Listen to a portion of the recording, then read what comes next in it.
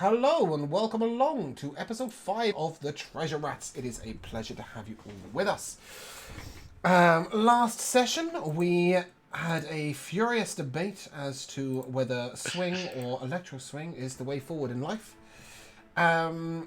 Frequented some inns and taverns and did some shopping. It was meant to take an hour and it took 3.5 because that's how life works. So, today I have playing with me Miago. Hey, I'm Iago. I'm playing Arkorivos. He is a Mind Flayer, Arcane Polymath, Artificer Multiclass, and yeah, I don't know what else. It's all the things. Yeah, I'm looking at all the things, and Josh. I'm preparing my spells real quick. I have Josh. Hi, I'm Josh. I will be playing Felix Nuri, who is the Reborn Tiefling Draconic Soul Sorcerer, patron of the Tarot Master Warlock. I have Rico. Namaste, I am Rico. I will be playing Elmore King, the awakened undead skeleton bard outlaw rogue. You said nothing wrong. My look of puzzlement is I've lost my notebook. And I have Joe. Yes, that is me. I'm Joe. I'm playing Bellows, a Steam Genasi Path of the Elemental Totem Barbarian. Okay. I don't think I need my notebook today, but when it comes to MVPs, if I've got nothing, I'm sorry. Because I've got no way of writing anything down. We'll remember for you. So, as I said, last week we spent some time in Mechania, doing Mechania things, really. And I think we pick up the day before we are due to leave. You were all staying at the food factory? Yes, that came in with a fucking bump, didn't it? So, we've been staying at the food factory, and over the course of the week, we've been trying to help them out a little bit. Janice and Jane, the two androids that run the store, have been sort of attempting to get things going a little bit after Ho Hot Food and their electro swing has been ruining their business. Please elect one of your players to make a persuasion check, and one to make an insight check, and one to make an intelligence check. I'll do intelligence. He's intelligence. I can take the persuasion. Okay. An insight check from either. I don't think Bellows gives. Unless Felix is the better. I'm halfway decent because I've got okay whiz, but I'm not proficient. Oh yeah. Go on. Sorry, Josh. I have +5 in Insight and Persuasion. Oh. So then you take one of them for sure. Okay, Which go one do you insight. take? Go insight. Felix, give me an insight check. Let's see whether you could assess the problems that the store's been having. 14. Okay, you get an idea. There's some things lacking, like maybe they could do with a little bit of a lowering costs. They could do with doing some good advertising. Perhaps putting a few less pretentious things on their menu.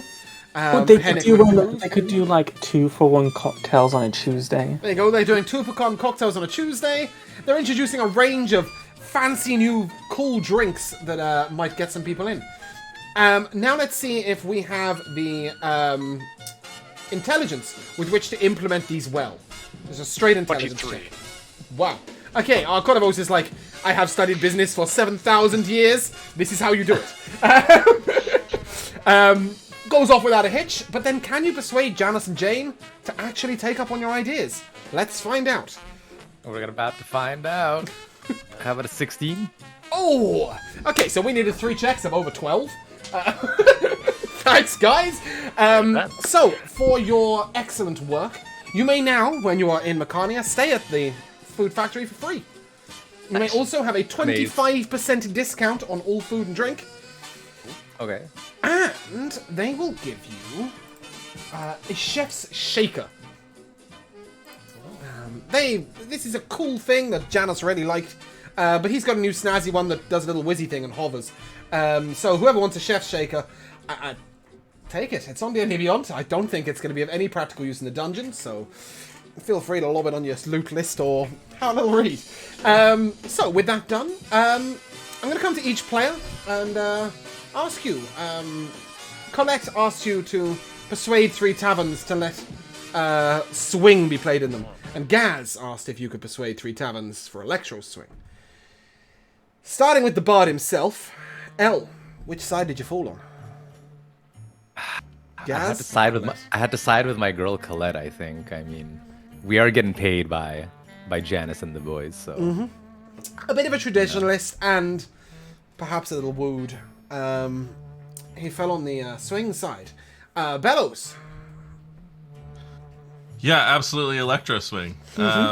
Bellows is all energy and all cutting ties and burning bridges, and he doesn't care that the food factory has done nice things for him. So he comes over and he tries to sneak the discount and then walk next door. Love that. I love this place. Felix. Swing or electro swing? Where did you fall? Also trying to hide his face as he goes next door. Felix will also be choosing Electro Swing. Yeah. And Corivos. Which one smells better? He'll go with swing because he likes the quiet atmosphere at the food factory with its lack of people.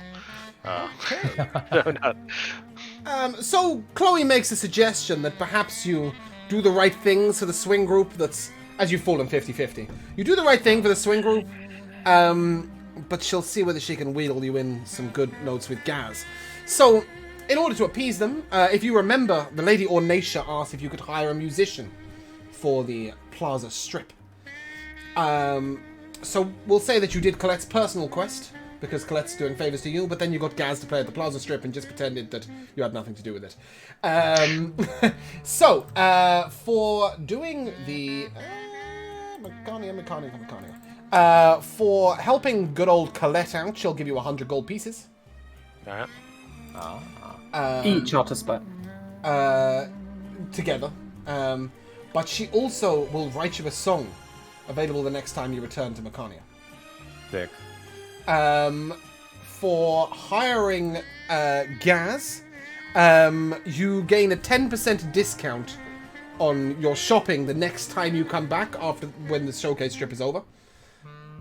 So it'll just be for one shopping trip, effectively. It should be at the Plaza Strip.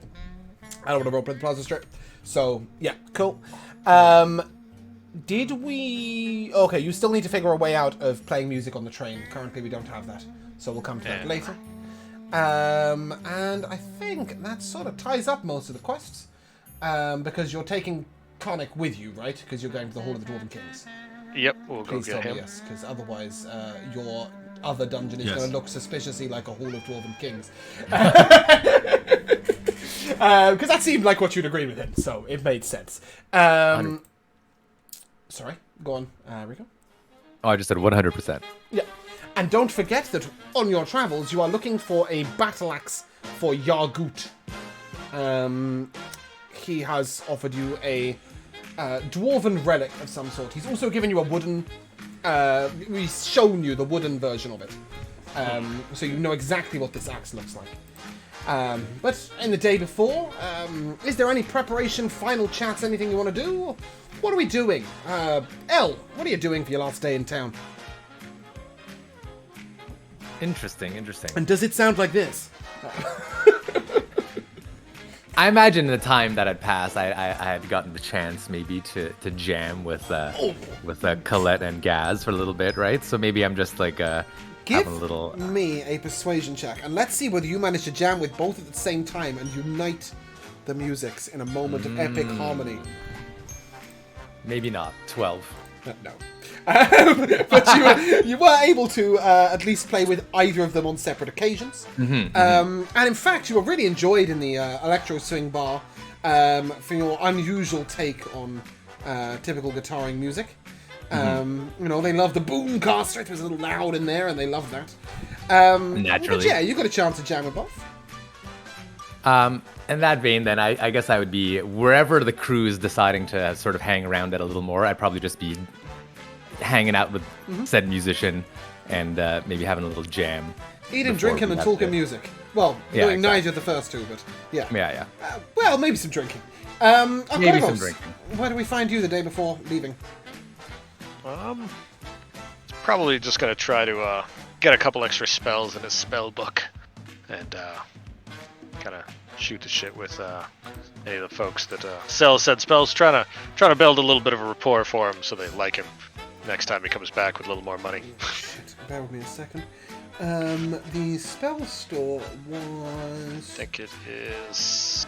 Spells. Okay, no, that's not gonna... Right, that Okay, part that's down. fine. Celestial Spellcraft. However, at some point you did find your way into the bookstore.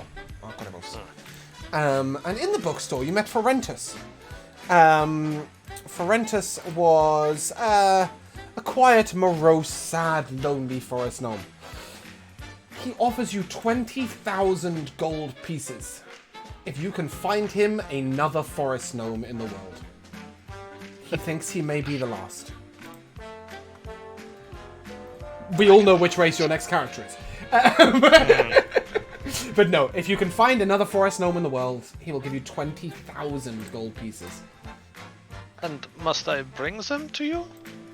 No, Or just you to tell them? him of their location. No. That's all he wants. I will do this thing. I will inform you.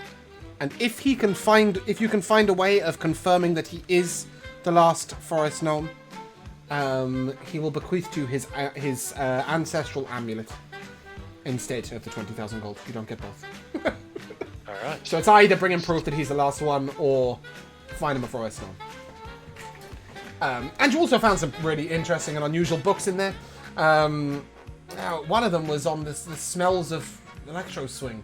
In general, you're able to grab a couple of spells. You make good with Ecclesias. Ecclesias is nobody. Ecclesias is somebody, but he's not relevant. Ecclesias, who is the spellcasting. He's a sort of over-important rock gnome. And he'll make good with you. You'll be good friends. And perhaps he does say if you can bring him back any unusual scrolls before you write them into your spell book, he'll give you a discount in his store. I will consider this and keep this in mind. Thank you. Okay. And with that, Felix, what are you doing the day before leaving?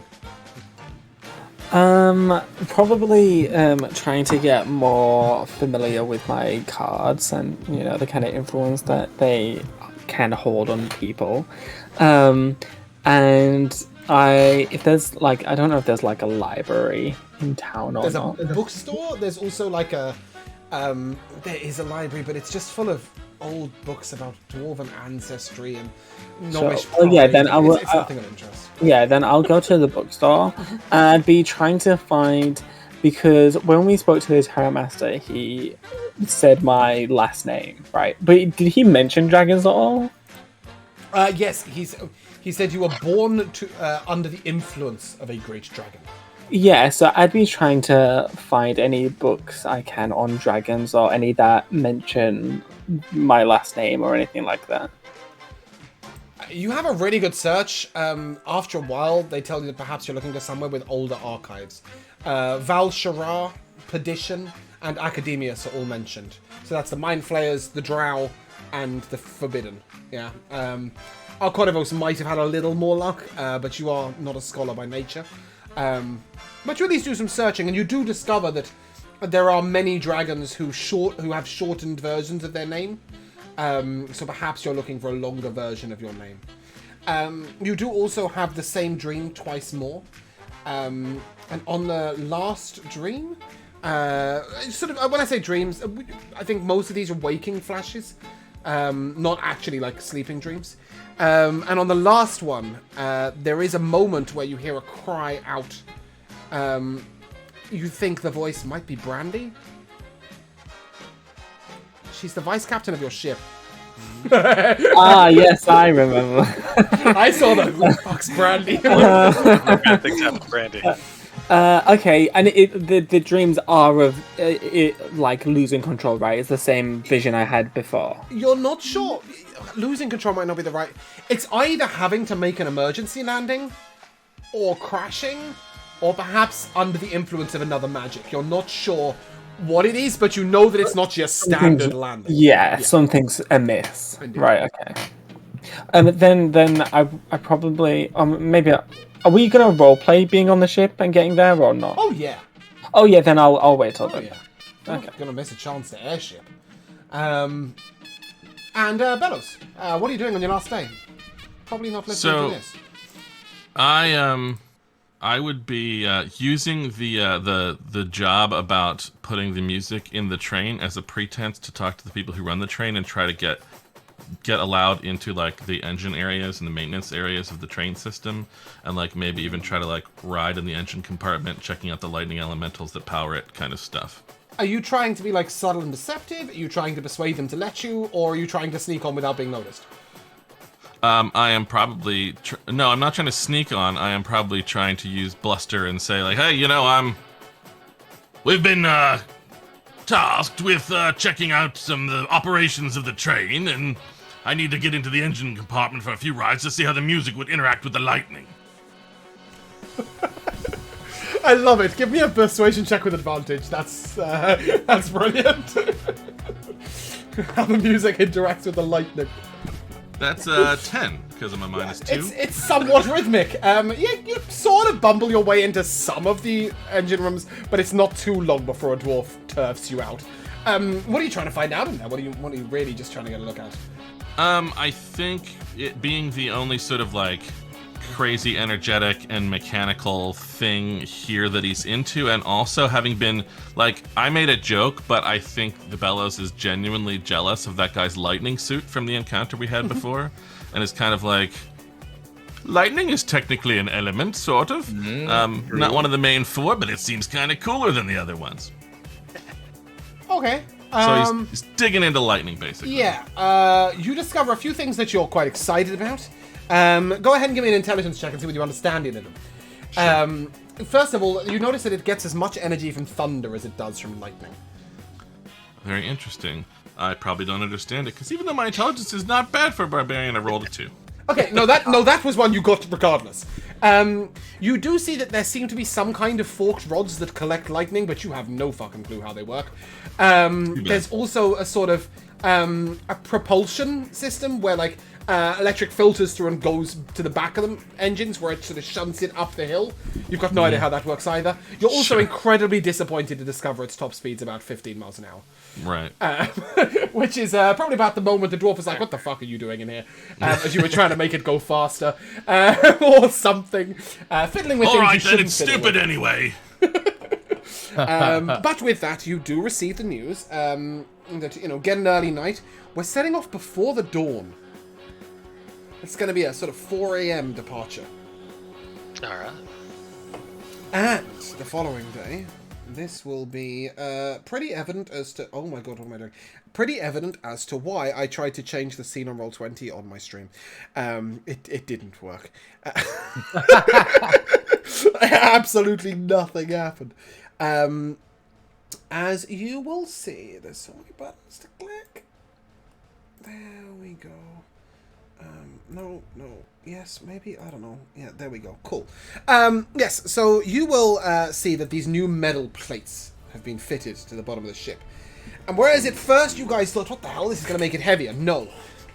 Chloe has paid out some serious wonga for these adamantine platings. And immediately you'll see that the storm from last night is collected in the plates. These are a method of storing energy. And as Chloe looks at you all, and well, about time. I think we might be going, don't you? Oh, yeah, absolutely. We have waited for some time. Have we collected our dwarven friend? He is down Karnak? below. Apparently he wanted to check out the mechanisms or something. I think he's afraid of flying. Well, Old timer didn't seem to spry on his feet, so. I have heard tale that he's an excellent warrior, however. No, as you say, he might be past his prime. He looks badass. I'll tell you that much. I think Miyaga will confirm that he is level 7. No, just to make you all aware in case anybody missed it, Miyaga will be controlling Karnak in combat, but Karnak will roleplay himself. I'm not going to do it, neither is anybody else. He's just going to spontaneously start talking. No, I'll be roleplaying Karnak outside of combat. He is, however, downstairs, and you can see that for the first time in quite a long time, Chloe looks really excited about this trip. She sort of grips Lorelei's hand a couple of times as they come to the wheel. Like, so you've got Yart and Nagbrak looking out the sides, like really checking over everything. She's actually taken the moment to persuade C4 assistants to tie our idiot friend... I've got the wrong thing open.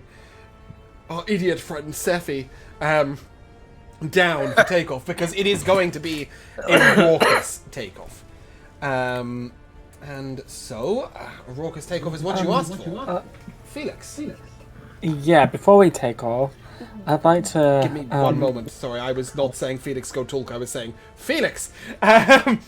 As the ship is preparing for takeoff, you get a really sudden lurch. It's almost like you missed a breath, like you missed a step.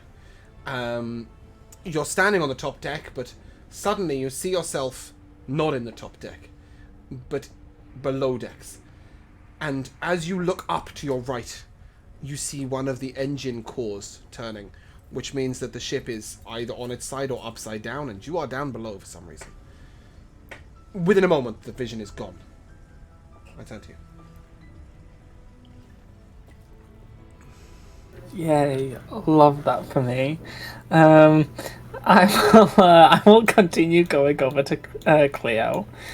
And I'll I look very panicked. It's very evident I'm worried. And I'm just gonna whisper to her, "Can I speak to you for a second?" Make it quick. We're about to take off. I'll lead her She just sort of makes a sort of motion, private. and a little sort of wall of air surrounds you all, so that keeping you in a little private bubble. Okay. Are you sure this trip's gonna be safe? Well, the adamantine plating should make it safer. We're going to have to channel less energy at any given time, which should allow us to maintain a more steady and,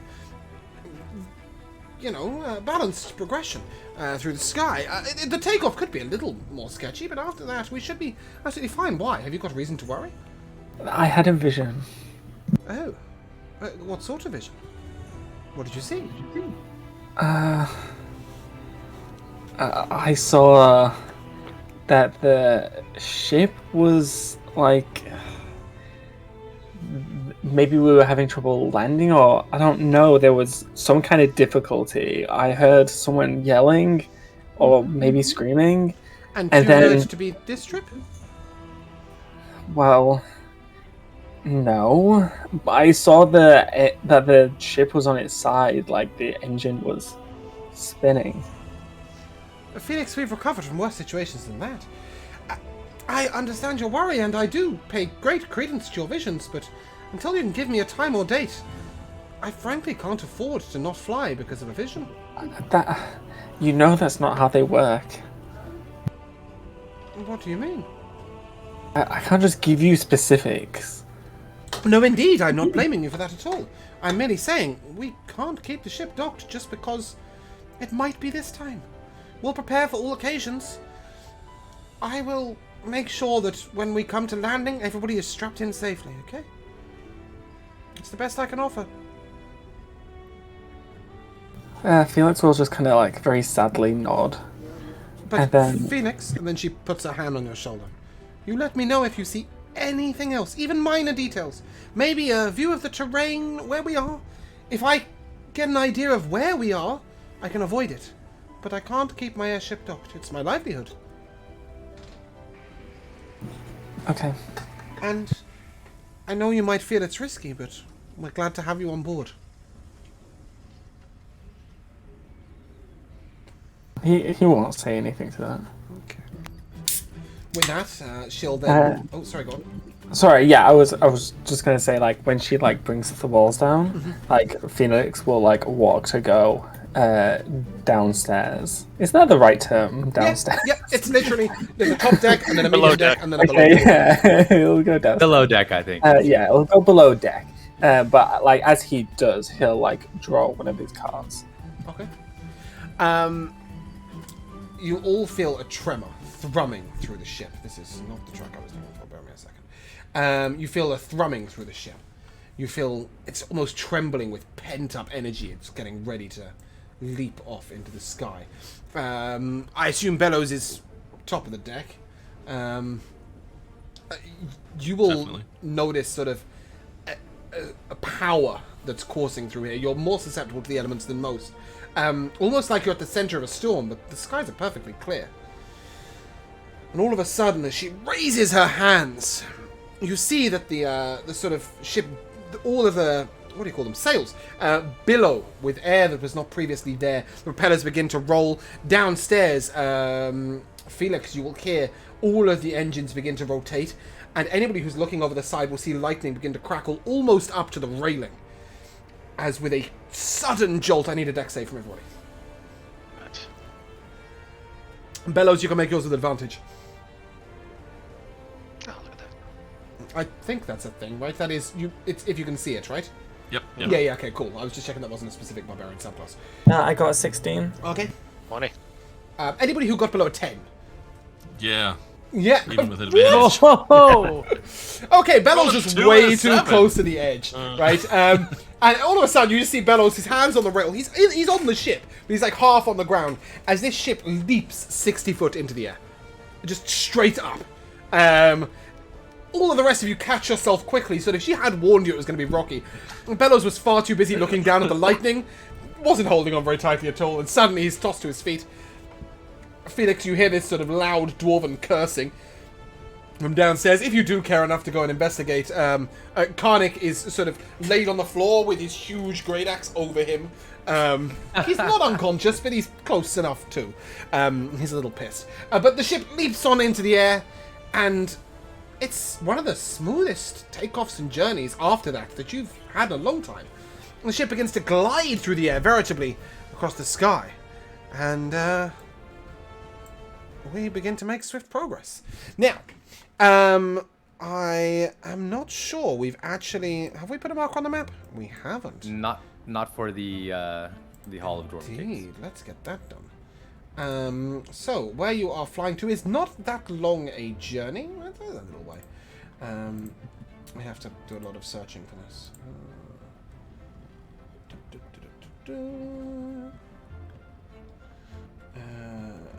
Okay. In fact, I've forgotten your name. What is going on? Arcoribos. Yes. You will be traveling fairly close to Academius. In fact, you may see your homeland out the port window as you move over. But the ship begins to make pretty rapid pace. It is about 6:30 when you see the sun rise over the mountains. And immediately, I'll take a perception check from anybody who feels like that they would be on the top deck. Looking on the top deck. Make ye old perception. And I do need multiple. 17? 20 from Elmore. Yep. 15. Okay. So because all three of you passed it, you'll get all the information. As I think you have enough understanding of nature and magic. Do you remember on the way into Mechania, we saw a bird whose wingspan was too big? Yeah. I certainly do. You see it again, and you notice that it appears to be almost following your ship, but sort of at a far distance. It's just very slowly moving behind you. And a couple of times, Elle, you catch an image that makes it look like it's not completely solid. You think that perhaps it might even not be, it might be like bones and skin and unusual bits. Obviously, Elle's first thought is, hey, it's undead. Arcoribos, you think it might be made of some sort of crystal? Oh. And Bellows, something completely different. You realize that it's moving far too fast for a normal creature. As you know, dragons are often powered by some form of magic as well as just standard flight. Perhaps this is emulating that. It is moving way quicker than a bird should be able to. And indeed, it follows you throughout the entire day. It's gliding far off ahead. And when I say far ahead, we're talking sort of, it's almost a kilometer away, right? It's just huge. And a kilometer's not that far when you're traveling at these speeds. As you progress over the, I nearly said over the sunken elven city. As you progress over the barren deserts, as they're known, or the barren wastes, the first evening comes to a close sort of halfway. Chloe informs you that she expects to land sort of not the following day, but the day after, on roughly at dawn. The sun sets, and the ship keeps going. It doesn't anchor for the night. Chloe's pretty confident in these areas, and she leaves Yacht in charge of keeping the wheel. And she asks if one of you might keep lookout. Absolutely. Yep. How's your dark vision, Bellows? You all have dark vision, don't you? Yeah. Yeah. Great. So you're able to keep lookout over the course of the night. You don't notice anything particularly interesting in terms of the ship, but you do see 6 streaking stars through the sky. But what's so bizarre about these is they're not falling stars; they're arriving stars. You see them streak almost like they're being put up into the sky. And they maintain their positions afterwards, totally randomly across the sky. But the constellations you've always grown up knowing, or seeing, have changed slightly. The stars are being added to the sky. You can see the stars? At this particular moment, yes, you're high enough. Huh. Why don't the werewolves just make a city in the sky? Hard to build stuff in the sky. Yeah. I don't know. I don't even know how to begin answering this question. Why don't you live in a house in the sky, Well, idiot? if these ships can stay in the sky indefinitely, right? No. No. They need No. power sources. They're powered What? by the storm, and they need to be powered by a mage or wizard who, Chloe can lift the airship. She's a druid. She can't lift a city. It seems to me that the werewolves aren't trying hard enough. That is That could absolutely be. fine. They could build like a spire.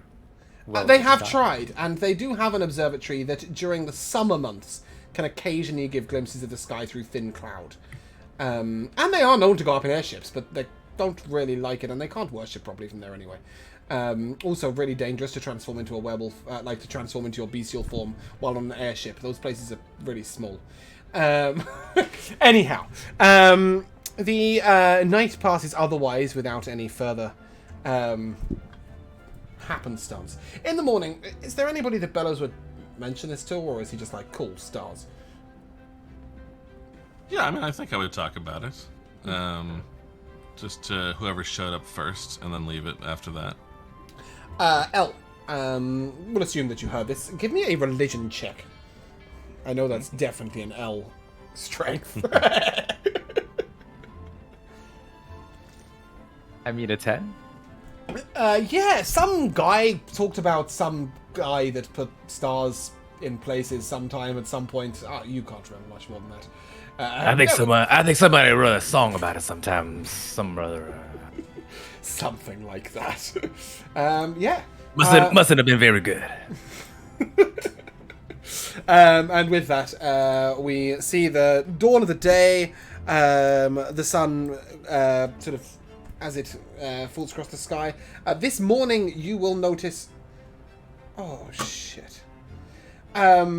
This morning, you will notice that the bird is not above your ship. Aw. And tell me how you feel about that while I fix the fact that all our cameras are in the wrong place again. Oh. And I hadn't done noticed it. this at the beginning of They've session. done it again. Yeah, it seems to be Finally, happening Bellows. in the Discord. And this- every is this time your- Joe seems to get a... I was gonna say, is this your way of trying to say that you want Joe to run a session for us all? Yes, no. I do. We'll see about that. It's not because you're putting Duck in here and we hadn't been using Duckington, is it? No, I don't see Duck. It's because we're on a new Discord. Oh, yeah, probably. Yeah, most definitely, in fact. Well, Bellows has mostly been keeping watch because he wants to look for a wyvern at any time. He has the vaguest understanding that they fly around. So as he's seeing this giant bird and watching weird stuff happening in the sky, he's just sort of like, why isn't something we can get paid for? It is so weird that that's what you went with. Okay, let's just throw. I've been let's- waiting to bring it up, Let's just so. be real. This is prepped already, so fuck it. I'm just gonna run it anyway, even though it seems like you've just set it up. Well, you put me in the DM box. That's how it works. Approximately 6:30 in the evening, Corvos joins Bellows on the deck and sees him reading over the DM's notes. And upon the horizon, you see a wyvern. It appears to be a silvery blue color. Do you wish to try and get Chloe to pursue it?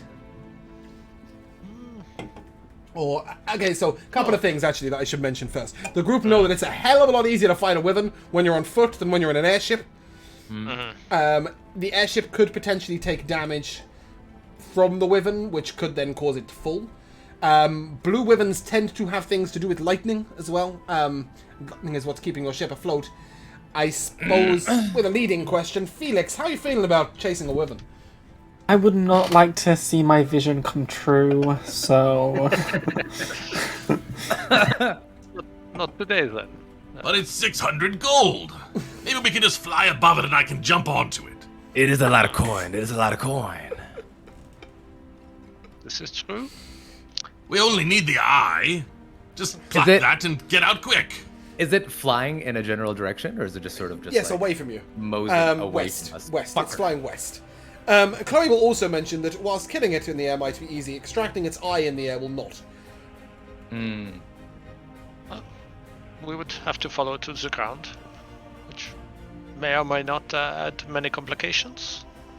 So, Considering this axe quest may prove more lucrative, perhaps we should at least try to tackle that. Karnak tells you the halls of my folk are full of immeasurable treasure.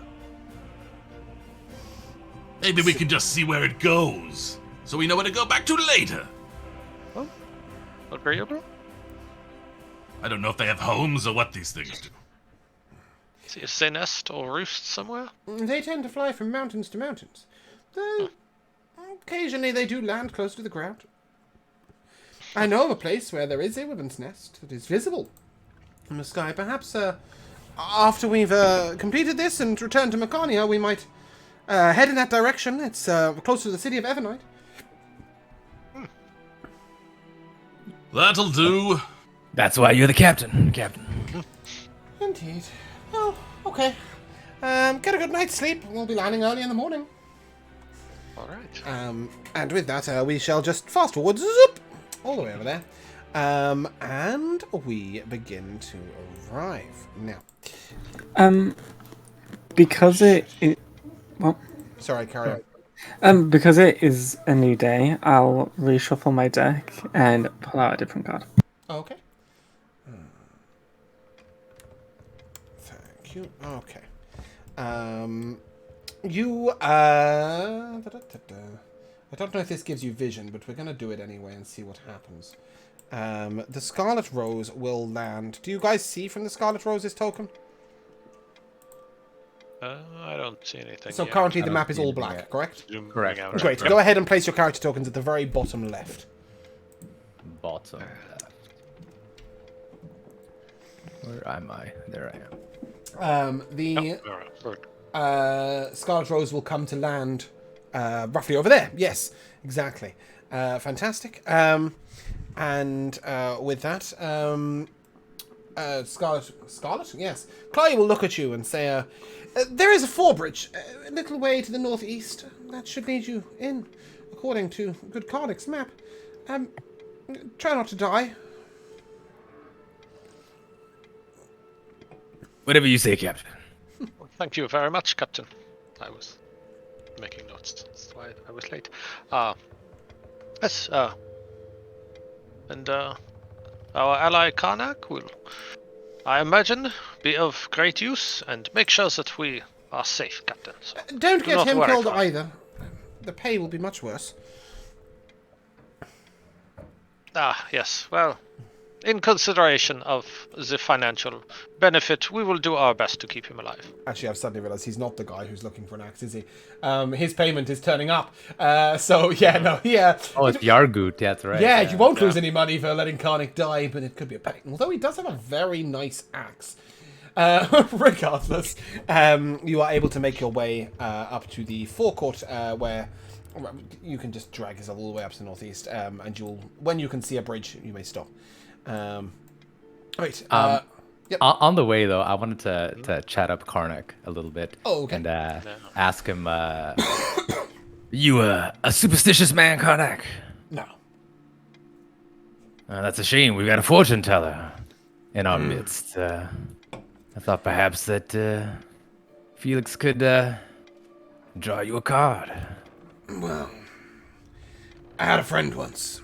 Went to see a divination wizard in Lazarus. She told him he would die next week. So he thought, I'll live the life of wonder. And he headed off to the halls of his ancestors to fight his way through demons, knowing he would live a week. Thinking, he would be able to get all the treasure he could. And on the 7th day, in his greed, he had descended too deep. And he had his head bitten off by a dragon. Some of these prophecies are self-fulfilling. But go ahead. Give me your best, Phoenix. I don't believe in it anyway. Oh, gee, thanks. No, he's not saying that. He'll kind of like a bit of panic on his face. It's just this coming out of nowhere. But he will oblige. I don't know how he does this stood up, but he needs to roll a d20 and then a d4. He needs to open his dice tray. Oh! I'm going to throw them all on the floor. Very good one. I'm going to roll all the d20s. He got a 19! It's a good first roll, isn't it? And then a d4, you said, correct? Sure did. That's a 3!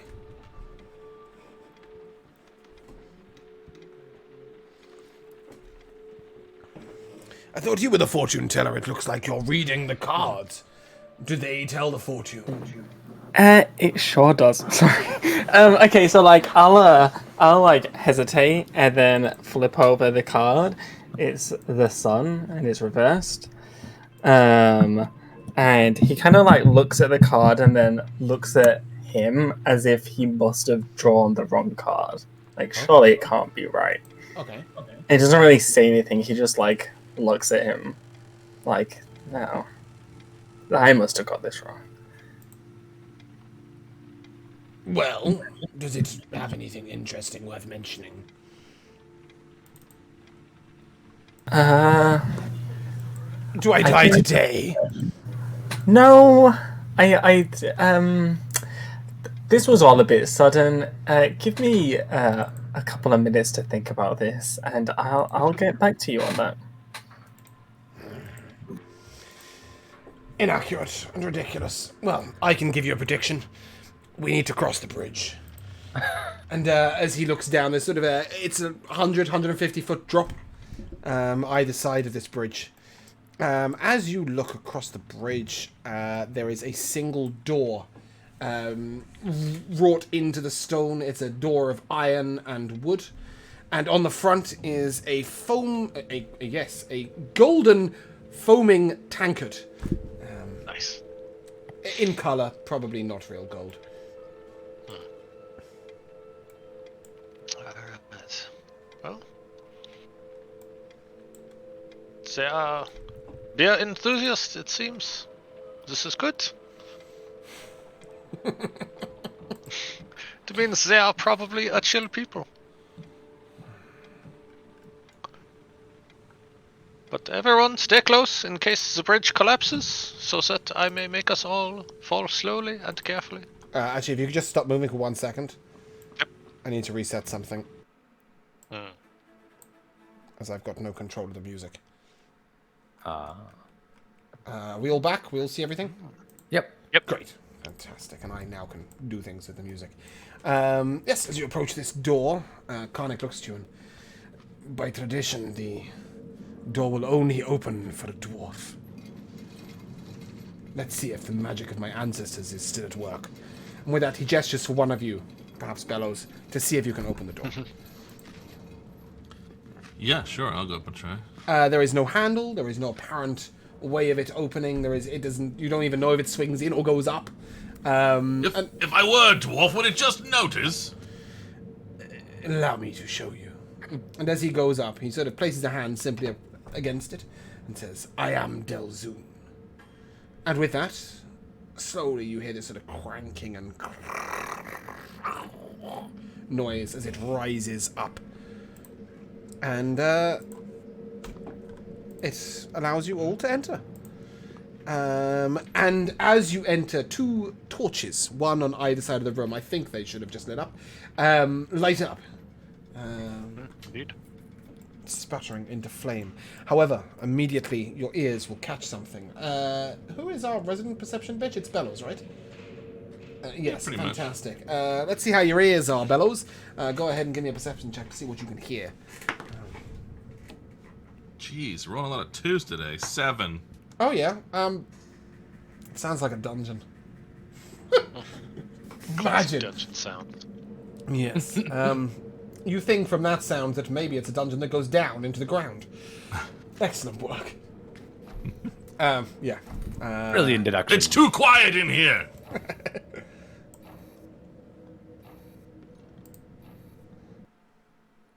Elmer's gonna have to step up here. Okay. You see Sneak exit forward. your right and exit your left and away straight ahead.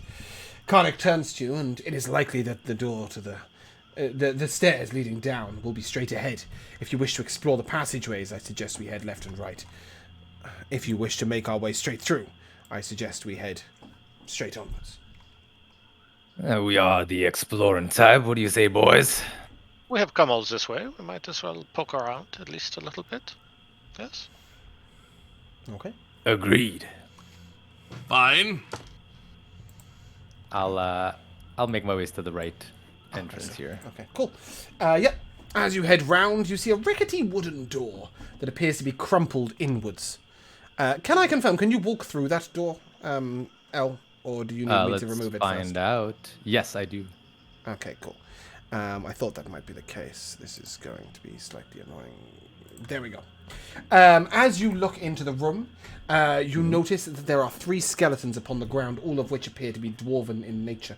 You may all move into the room if you wish, just so that you can see. But it is just a square room.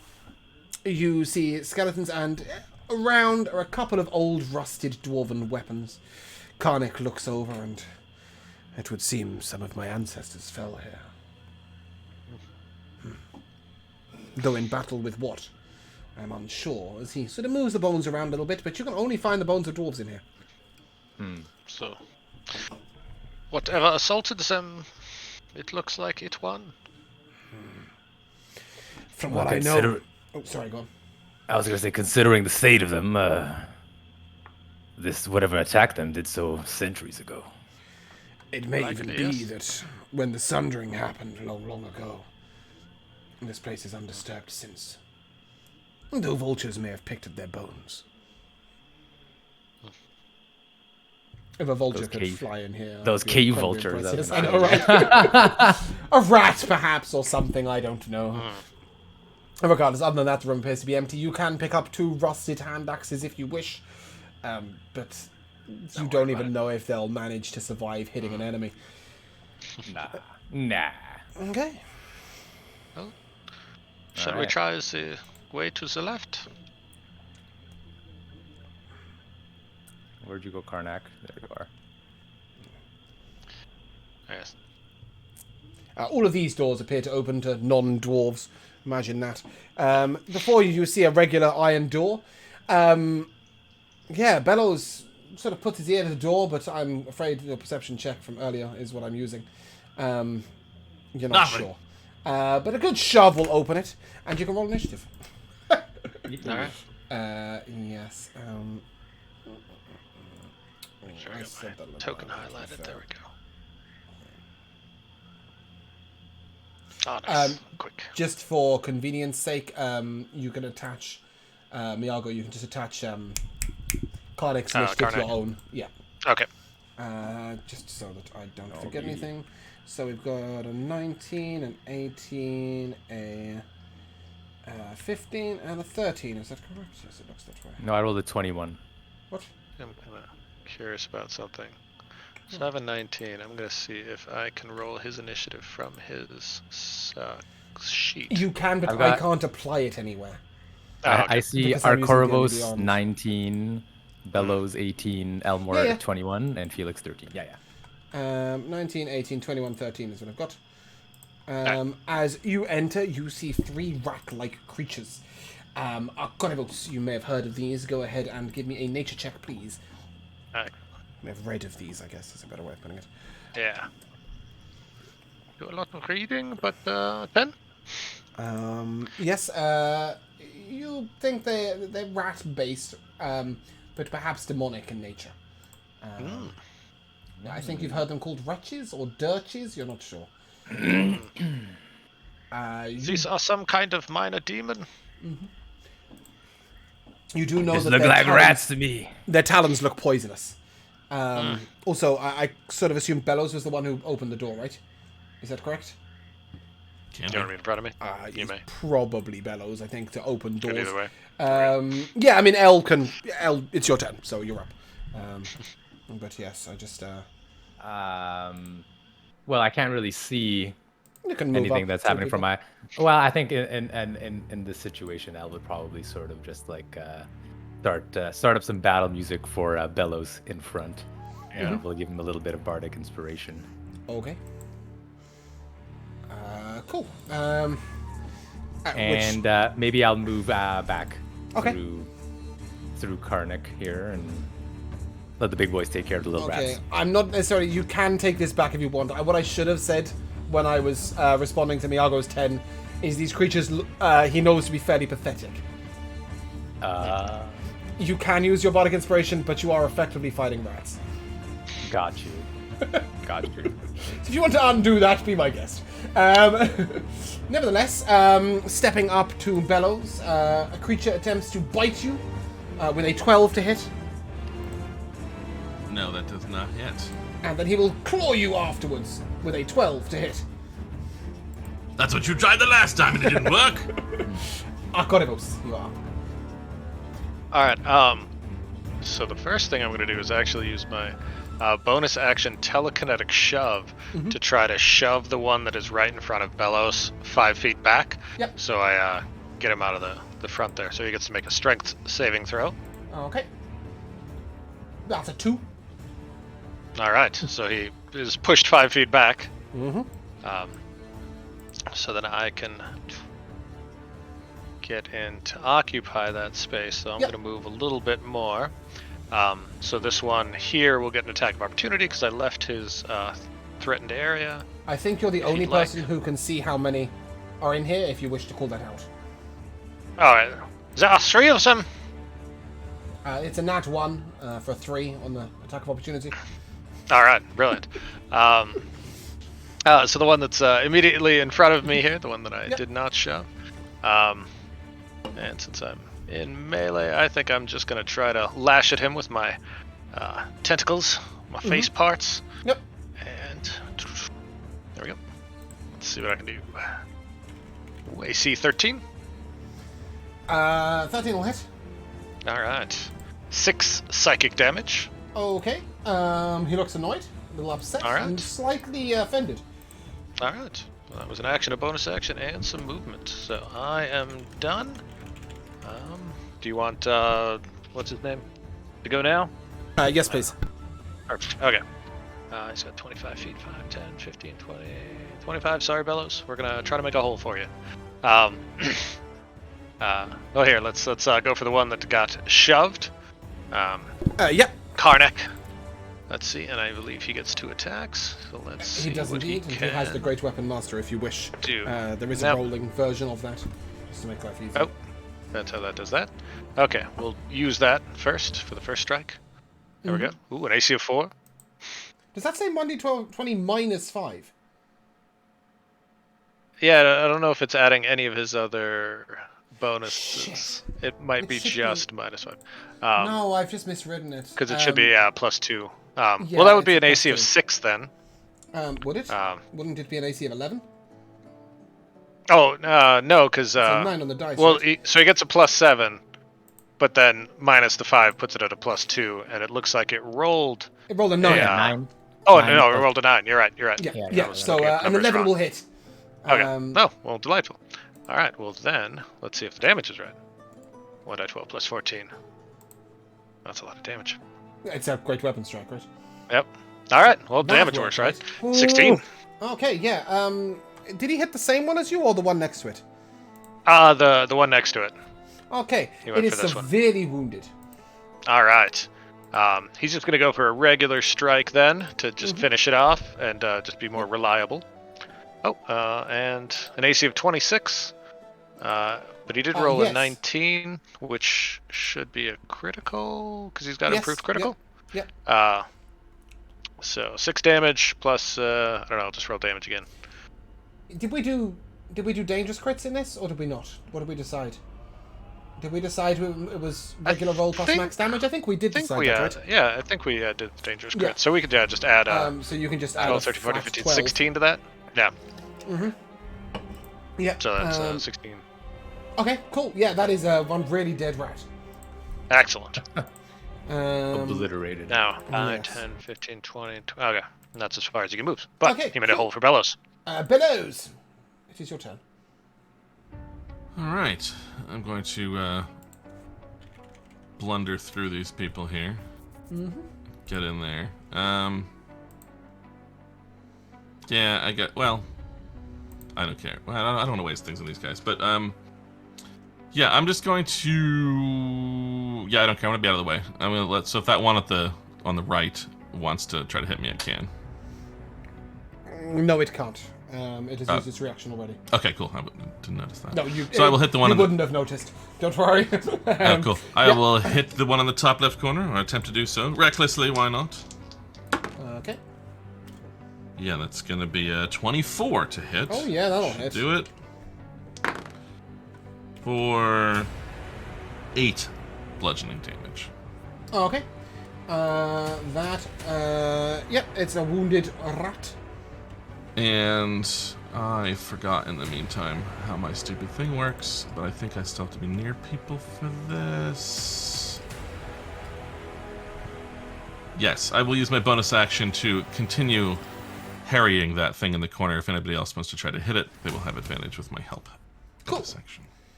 Oh, I've lost it. I've lost my brain, to be honest. I tried to fix Connix's character thing, and it blew my mind. Yes, that will lead us to our little friend on the left. I'm sorry, that was 8 damage you did to it, wasn't it? Actually, let me Correct. see. Yes, he will attempt to claw Conic. That's a nat 1. And he will attempt to bite Conic for 5. Still failing? Nope, Oh, it no, works right now. now. Yeah, great. Yep. That's what we like. Cool. I just had to put it in brackets instead, apparently. Felix, you're up. Okay, let's see what we're dealing with. Okay, I'll move up here. Can you see anything yet? Yeah, I see the whole of this guy. And I see half of this guy. Do I need to get closer to get Nope. like line of sight or anything? It's in partial cover. It'll have +2 to its armor class. This one. It's like, yeah, it's like a quarter cover. That's fine. Yeah, I'll attack this one then. Okay, cool. What is that? It looks gross. It's like a rat on legs, I guess.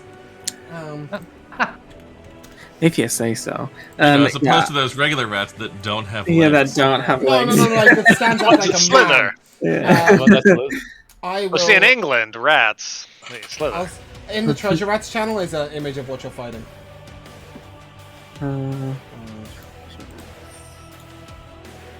Lovely. Ah, hideous. Yeah. Okay, so yeah, the deck that I'm holding will like suddenly go ablaze as I cast out a fiery eldritch blast. Okay. Yeah. Go ahead and roll to hit. It's an Is that 18 an to hit. advantage? If it's to the one on the left, it's at an advantage. Yes, the top left corner was the one I did help on because I. Right. Okay. No. Yeah. Top left. No. So no. Okay. That's fine. Yeah, so that's 18, right? yeah. Cool. And then that is 7 fire damage, I Hey, think. does it have to be 7? Are you sure it's 7? I mean, we can up it if you want. Yes. Okay. Cool. It is brought to its knees with damage. Needs, if only it had legs. It does have legs. I showed you the picture. There's legs in that picture. It's standing on them. Felix, don't you have a second hit? No. You're level 4, aren't you? Unless you want to give me a level as well. No, I'm good. The creature will attempt to bite and claw at Arcorivos. Arcorivos, I think that might be the first hit of the combat. That's an 18. Ooh, that will hit. Okay, you take 1 slashing damage. Get wrecked. All right. A 14 to hit you? The 14 misses. I thought so. Cool. Elmo, you're up. Elmore's gonna peek around the corner here and see how his friends are doing. And he's probably still playing his battle tune. Still can't see anything. Yeah. I'm going to... I think what I'm going to do is cast Vicious Mockery. Okay, you don't need to be able to see it, do you? It just needs to be able to hear you. Yeah, I think so. Okay, do you have any idea which one you're trying to mock? I assume the one in the corner there by Bellows, because... Okay, you can see that? I can see a sliver of him. I can actually see the one in front of... oh, right, okay, cool, you can see them. Cool, that's fine. I just double-checking that you're not getting vision off of Karnak. Great. No. Wisdom save, yes? Oh, they're excellent at those. Cool, that's not a bad roll. That's a 10. That still fails. The DC 12. Yes, how are you mocking this creature? What are you saying to the poor bastard? So in between my my playing, I'll sort of like have a little interlude and be like, "Ooh, I think I smell a rat." You smell too. It says in rat. Yeah, that's success. 3 damage, correct? Is that right? Yes. Did you say? Yeah, great. Arcoribos. All right. Well, that guy right in front of me, I'm going to try to It is on its finish him knees off. with damage. Yep. Gonna try to finish him off with the face tentacles. Well, AC of 26. That is overkill as hell. Yeah. That's a really dead dretch. Excellent. Goodbye. What happens to its body? It is sundered in 2 and falls to the ground. But it stays. Yes, it maintains Okay. itself there. Okay. I'm just curious because the weird way the planes work. If its body would be recalled back to somewhere or not. There is nowhere. As the It is. nowhere else. Yeah, But no. I was This wondering is if its something plane of weird was existence gonna now. happen. Sadly not. All right. No, I don't have any real. I'll use a bonus action to. Cause I lashed him with my tentacles to use psychometabolic recovery and Came back. get a hit to point 1 back. hit point. Yep, get my 1 hit point back. Fantastic. And I'll move a little bit. That'll be my turn. Yeah, Karnik's And up. then Karnak, he's gonna take a 5-foot step this way, just in case anyone needs to get in or out of the room in the near future. Just on the off chance that happens, he'll try Mighty Strike first Advantage. with advantage, He needs just in it. case he gets better than a 13. Let's see. Oh, he got a lot worse than a 13. So The 13 hits.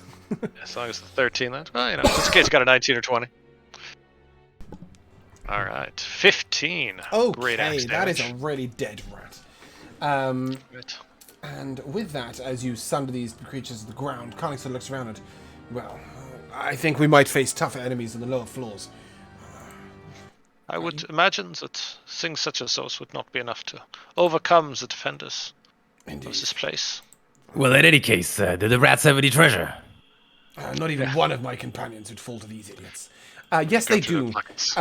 No, you don't find anything like in their pockets. They're not those that was sorts of kind- creatures. That was kind of a joke, actually. Oh, okay. However, you do find some sort of monster loot. And if you wish, you are able to collect a vial of foul ichor from these creatures. It's a bit grim, but you can do it. Excellent. In fact, Sounds like a job for Arcorivos, I think. Arcorivos, if you want yeah. to add first 10 vials to your inventory. I can do that. Or 9, just add 9 for now, right? Each time you fill one, you'll have used said vial.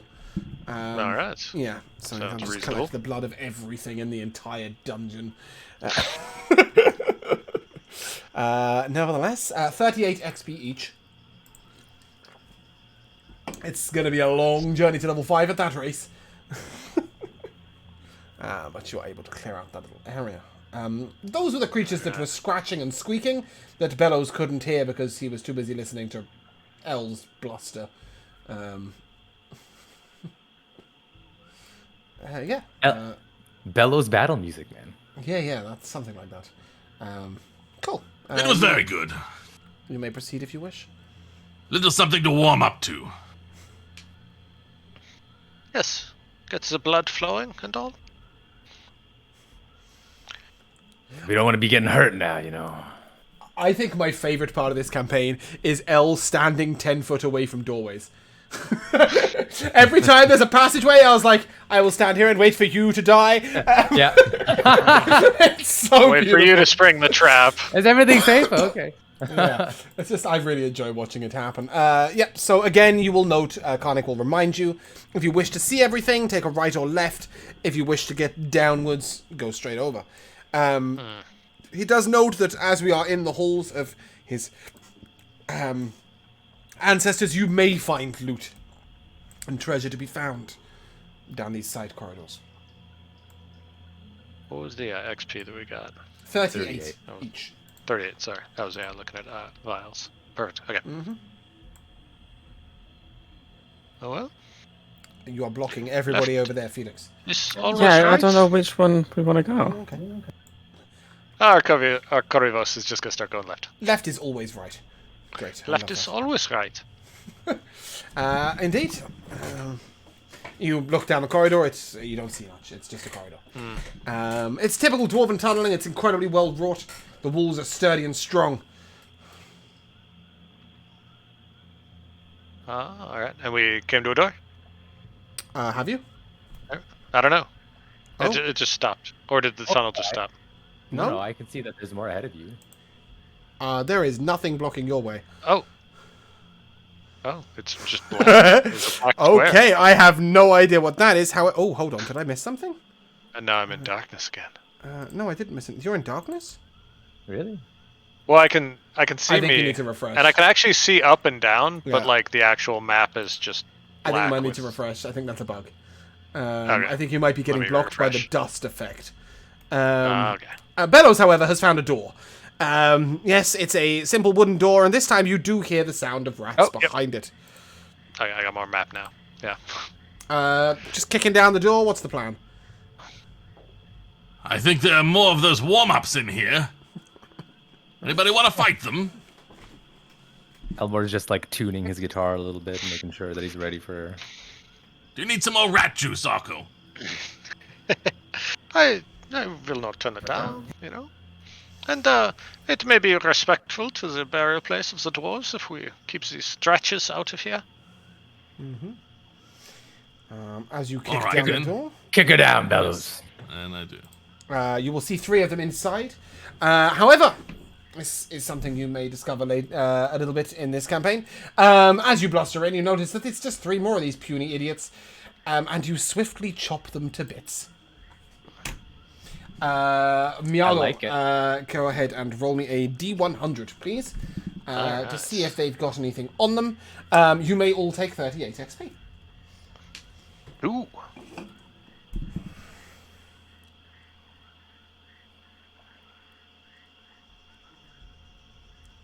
Solid 2. Yeah, no, they weren't. There wasn't much ichor to be taken. Alright. Bellows got a little excited Alright. and sort of cleaved them into small bits and left their blood all over the ground. I'm assuming we're swiftly kicking down the doors. And again, you notice in here there are some skeletons of old dwarves in the following room. That Bellows has just headed into. There are a couple of skeletons of old dwarves in here. Again, their bones seem to be picked clean, but there is little else of note. If you do search through the bones, you might be able to find a couple little bits. Otherwise, it's just a couple of rusted hatchets, etc. Are we bone delving?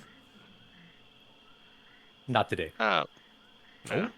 Okay. Yeah. Again, in the following chamber, you see a single dwarf who is propped up against the wall to the right. His skeleton propped up against the wall at the back right of the room. He holds a shield that is still intact. You may take it if you wish. It is just a shield, but it's there. I don't know if anybody needs a shield, but if not, I have one.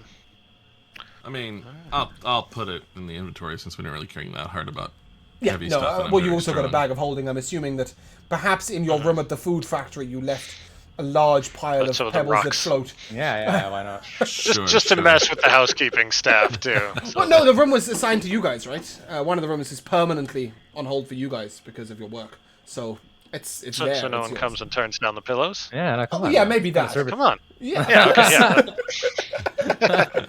When we get back, I want a mint for every day we've been gone. Yeah. I thought this was a classy establishment. So the maid would just be like, "What the hell? Why are there floating rocket? I'm just gonna do my job and leave. That's all." She just like dusts all of the rocks. But yeah, other than that, the chamber appears to be relatively empty. This particular dwarf was not someone of importance to like Karnak, No, or not at all. He just appears to have died standing up. That's the only relevance. A The reminder way a that true dwarf goes out. Yep, a reminder that this is not straight on. This is still left. Oh, Alright. okay. We've lost Bellows. Oh no, there he is. Sorry, I was just zoomed in weirdly. Sorry, just doing other stuff. Just a note: you may be able to see these little yellow balls. They are actually unlit torches. You could light them if you wish. The only ones that lit up for you were the ones at the front. I mostly because I couldn't be bothered to light them all for 4 characters with dark vision. Which is fair, I think. So yes, but they're there for nice preparation. You look down this long corridor, and you see sort of 3/4 of the. Oh, I didn't mean to ping there. 3/4 of the way down, you see a skeleton of a creature you may recognize. Again, Arcorivos, you're probably the only one who might be able to give me a nature check to see if you've seen this in a book. Alright. Oh, 21. Yes, you've heard of the Otyr. Jamal says Otyuf. I think Otyr is better, but whichever way you want to pronounce it. Do we have 3 tentacles, big mouth. Oh yeah. Do we have a preference on pronunciation? Otyu? I have no idea how it's pronounced. Yes, okay, cool. Well, Jamal likes Otyuf.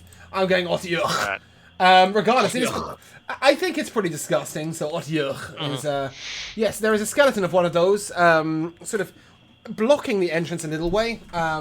It's difficult terrain halfway down. Other than that, it's not really particularly relevant. I think that after learning his lesson in the last dungeon, though, Elmore will probably tread a little more carefully. You know. Yeah, at the moment, I'm not going to ask you for, like, are you investigating, are you perceptioning, etc. We're technically on the entrance level. Once we get down a level, if you wish to be on the lookout for traps, you will need to be actively on the lookout for traps. Fair enough. But basically, I'm telling you for free, don't worry too much on this level. Because it's just, it's just the entrance. Okay. But other than that, there is nothing of interest in this corridor except the end. Arcorivos will try to push as much of the corpse to like the side and bend its limbs in a way with his telekinesis to just not have to step on it much. Yeah, you're able to make your way past it. But of course, you may have worked out from insight that perhaps there is another one of these somewhere. It is a recent corpse. I should have mentioned that recent corpse. Oh, okay. Yes. There is a door to your left. You do see it is a simple wooden door. We're kicking. Yeah, let's go. Boom! Yep, and as you look in, you immediately see an Otyr. Oh, Imagine. Give me a second before you roll initiative, if you don't mind, please. As I need to open that encounter. Because, weirdly, 2 comes a long way after 1. If you have 10 in the alphabetical order. So it's a nightmare to find the fucker. Here we go. Yes, if you'd like to roll initiative...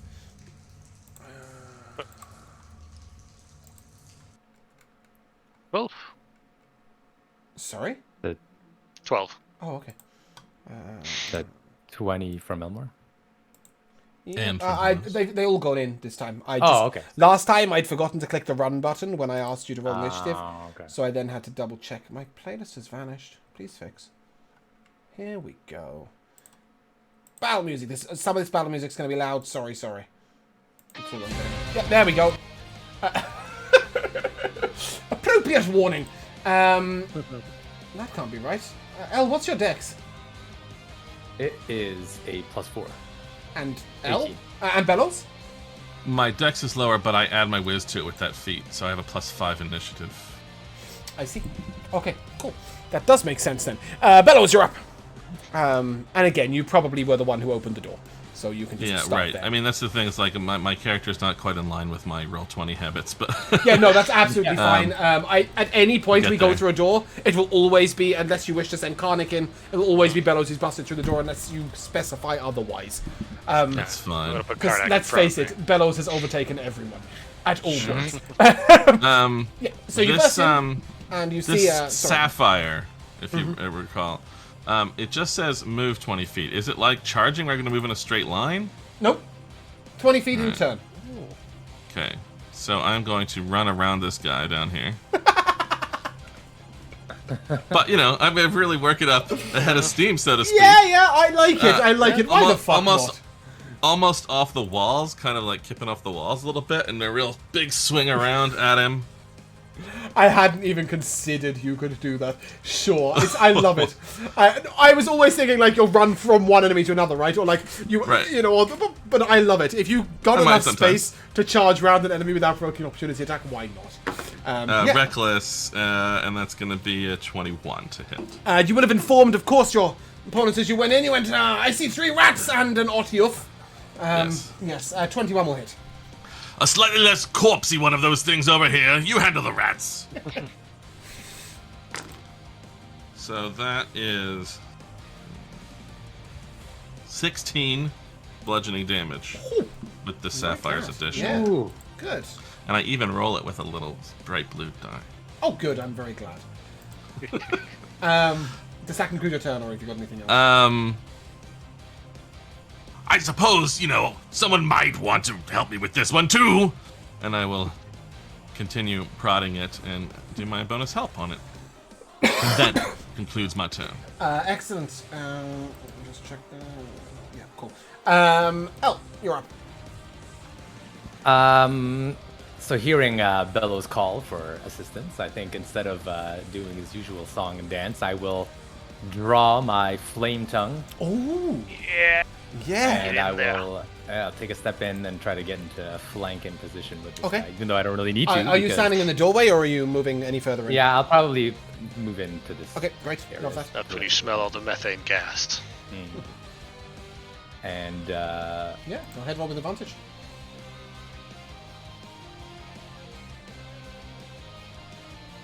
It was a 5 and a 6. I am afraid, as you swing with your flame tongue short sword, a little incompetently, you're so used to firing a gun. One of the Otiuf's little tentacles sort of reaches out and bats your weapon out the way. Any bonus action? Wow. Wise guy, eh? Disrespects you. You can, so you've seen this Otiuf take a blow from Bellows. It looks pretty hurt from that blow. I'll give you that. Okay. I am going to say, actually, just as a DM, this is a long, extensive, tough dungeon. Please be sparing with your resources. Yeah, I guess that I should just state that, right? There we go. I think I'm gonna. You'll call know it- when call you it. need to use shit. Yeah. Cool. That'll be it for Elmer for this. Fantastic. Okay, Otiuch, please don't pay any attention to the roll 20 rolls. Is going to swing out with a bite and with 2 tentacles. That is an 8 to hit Bellows. Nope. That is 9 to hit Elmo. That's a no. And that is a 10 to hit Bellows. I don't think I even need the new breastplate for that. Okay, the Dretch charges up at Arkorevos and lets out a cloud of acrid smoke around him. It's like a spray almost, like a skunk. I'm not sure where of his body it came out of, but it is nasty. And let me find it. Ready? Where are you? Oh, there we go. Cool. So that is a cloud around him. Now let's see. Is this his turn or your turn? It's your turn. Okay, I Felix. don't know, but where is it? 'Cause Oh, sorry. I yeah. said Arkorevos. I meant L. He charged up to Okay. Okay. Sorry. That's might alright. be- Yeah, He didn't attack I you. was- He didn't attack you. He just let out a cloud of spores that Okay. are rather manky, and it's on your turn that it matters. So irrelevant. Yeah, sorry, Arkorevos. You can't see shit, can you? Felix, you're up. Is that I don't know. Is that poisonous gas flammable? You're not sure. I mean, you could find out. I'm gonna have to. So yeah, I'll fire out fiery Eldritch Blast. Yeah. One way to find out. That's a 17 to hit. Okay, I need a dex save from L. I can do that. I have never said anything. No. You predicted well, but this is going to be in place. It's 25. Yeah, that'll do. Okay, go ahead and give me your Eldritch Blast damage plus a 2d4, please. That's a 9. And Sorry, guys. Every track's going to be like that until I take a break. so that's 12 altogether. Yeah. 12 good. Also, Jamel, thank you for the prime. Welcome back to the Quack Pack. I've only just noticed that you actually subbed when you spoke. That's terrible, isn't it? Yeah, okay, cool. He is nearly dead. And the L, with your dex save, I think it's fair to say you probably moved here. Because it was like, it went up in flames. There's Yeah. a little cartwheel or something. Yeah, I just, I don't know how else. No, actually, do you know what? I'm gonna keep you there. You'll avoid the fieriness, but you'll still have to do the Oh, poison. sorry, that should actually be 14 because one of those rolls was a 1, and that one should be a 2. Well, now it's even more close to death. Does that conclude your turn? Unless I can make that 2 into a 3, then no. No, then it would be even more close to death. Alcorivos, you're up. All right. I'm gonna have our buddy here go first. Actually, I'm gonna go first because I can't actually see anything in the room. Oh, Through his eyes. Yeah, Oh, I've purposely not given him vision because he's editable by everybody, which will screw with him. No. Yeah. Excellent. That makes sense. So I'm gonna stand on top of. Well, I'm gonna go here, and then I will bonus action try to telekinetically shove that dude away from me. So you will make a strength saving throw, DC I need 15. a con save when you first enter that area, please. Oh, all right.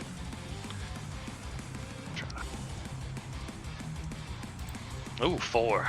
Ooh. Solid 4. You are poisoned. All right. Whilst poisoned in this way, you may take either an action or a bonus action, but not both. All right. So that was a All bonus right. action, right? To shove? Yep. So yeah. Well, actually, to be fair, you stepped in, got that effect, now you may choose action or bonus action. Yeah. Well, yeah. No, I'm still gonna stick with the bonus action Yeah, to shove him away. Figures. Okay. No, And critical he got a face. 1 on his strength save. Alright. So he is moving. All right. Perfect. Okay. Are you then going to move further in, or? I'm gonna stay where I am. I'm gonna let Karnak Yeah. run past me. Okay. He can make a con save with advantage when he steps in. All right. Excellent. Let me get his sheet up.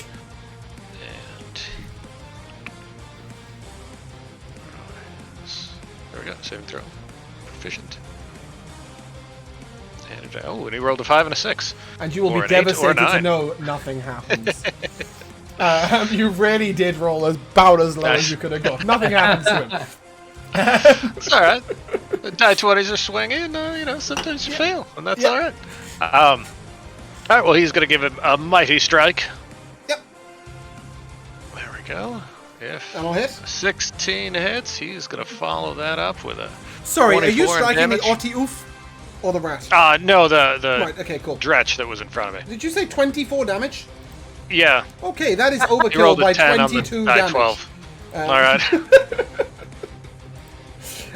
Cool. That dude's dead. And then he'll cloud move goes. another 5 feet, Yeah. and then he'll try to mighty strike the Atyuf. Okay, fantastic. With advantage, I believe Bellows is helping. Oh, brilliant. All right, let's see if you can get better. That's right, Joe, yeah? Nope. All right.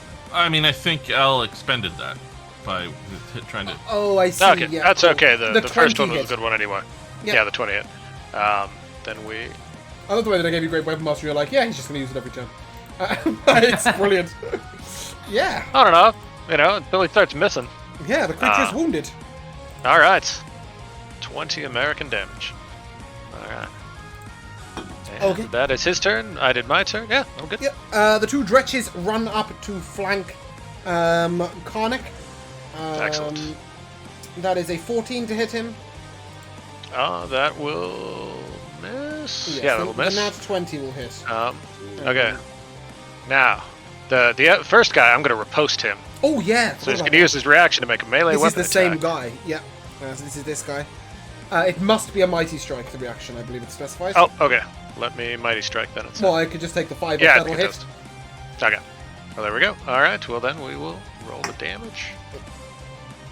Oh, that was a hand That's a axe, hand not a axe, mighty yes. strike. Sorry. There are a lot of little red things to click. Yeah, that's fine. There we go. All right, 23 damage then. Okay, there will be no nat 20 because he's dead. This was entirely the purpose of giving you Conic.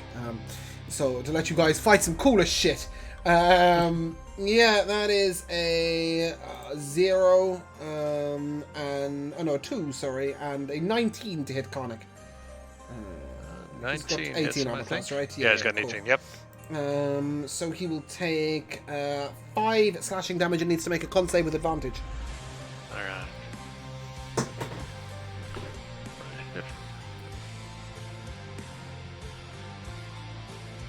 Oh, that'll do. Yeah, he is not 20. poisoned. Okay, Bellows, you're up. All right, let's just keep hitting this thing. Why not? Mm-hmm. And some of this stuff I need to keep reminding you or whatever of when I've been reckless, so you have advantage on. Absolutely Maybe that fine. didn't happen to me. Right now, I've just kind of assumed you are reckless unless you've got advantage. Cool. And I am. Cool. Yeah, 20 to total, not natural. Cool. That hits. That is going to be 8 plus 4 is 12 bludgeoning Really? damage. Sure, it's not 13. Okay. It's 12. He is brought to his knees with damage. Anything else? You see, that's the way to do it. Don't worry about the tentacles. Just hit the middle, L. And that'll help. L with advantage. Try and hit it. I'm gonna It's your turn. try.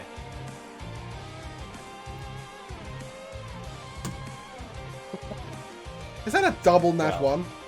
If that wasn't a double nat one, Yep. They rolled a 1 and a 1. I may have fumbled the old flame thing a little bit there. Okay, yeah, you drop your weapon at his feet. He will make his first attack at you with advantage as you stumble at him. It is a 17 to hit you. That hits me. Okay.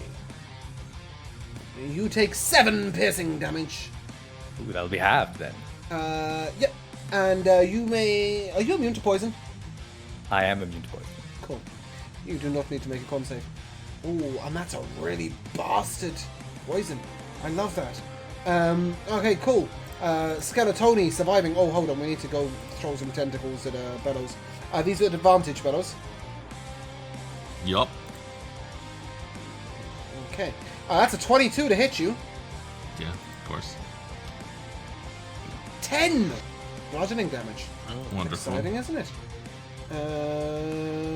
And a 19 will probably hit you as well, right? Yes, it will. Oh, that's more like it. That's 4 bludgeoning damage. Okay. And that concludes his turn. Felix, you're up. If only you had a hit it out. Okay, I will enter the room. Oh, Jesus, one right there. The creature to your right is nearly Barrels dead. past our co-heroes, and that's like, oh shit, I don't want to be here Exactly, anymore. I'd like to leave the room. Yeah, the creature to your right is nearly dead. Yeah, so I'll attack this guy who's Yep. nearly dead. With an Eldritch Blast. What's my... You have that's a disadvantage 16? because you're right A next to him. 16? Please describe this ugly bastard's demise. Sure.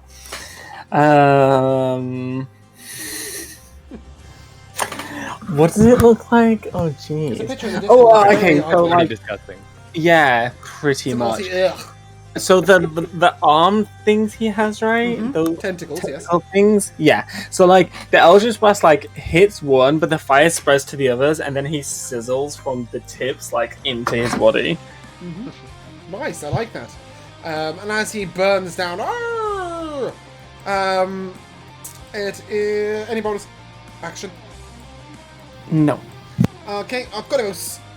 You're up. Alright. Wander in.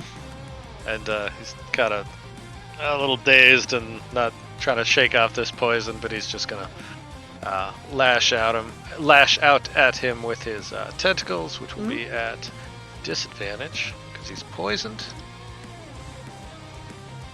No. The poison. Sorry, I should have specified. The poison specifically means you can only take an action or bonus action. It's not. Oh, it the doesn't poison give me the condition. poison condition No, at all. No. Oh, okay. Either way. Also, it's to the start of your next turn, so it wasn't affecting you anyway. Okay. Well. I don't think it mattered though. Either way, the 22 or the 25 would have hit. Yeah. Yes, Really? exactly. I wish I rolled like that with disadvantage all the time. Yeah. So 6 psychic damage. Cool. He's wounded. And if I got a bonus action, I'm just gonna shove him against the wall just to, Yeah, bully him. Bully him. Well, he gets to make a strength save. He is throw making against- it right now. Okay. He got a 12. All right. Roll me a d6 as you bludgeon him against the wall. Why not? 2. Yeah, cool. He's still wounded. Karnak. I just want him to know that I can push him around. Yeah, Karnak's up. All right, Karnak. He's just gonna great axe here. Almost a crit. 25 for a regular hit of 9 damage. That would be enough. It's dead. Alright. Okay. As the creature dies to the ground, you can't help notice, Corvus, with a sort of sickening fascination that as this creature burns away the Otyugh, it leaves almost its entire stomach intact. You think that this could be useful. You may add a sack to your inventory, as it can be used as a bag. However, you may make a note that should you wish to enchant this sack, any rolls will be made at advantage. It's the only difference. But it is just a sack that you can stick shit in. Other than that, there was no ichor upon these dretches worth extracting. Ready? Burning Village, that's what you're going for? Burning Village? I asked you for dungeon. Thank you. Epic. Yes, I could Burning Village music with, like, villagers coming up to check if everything's okay. Right, reminded me of Daldania. Oh, too soon. Ow.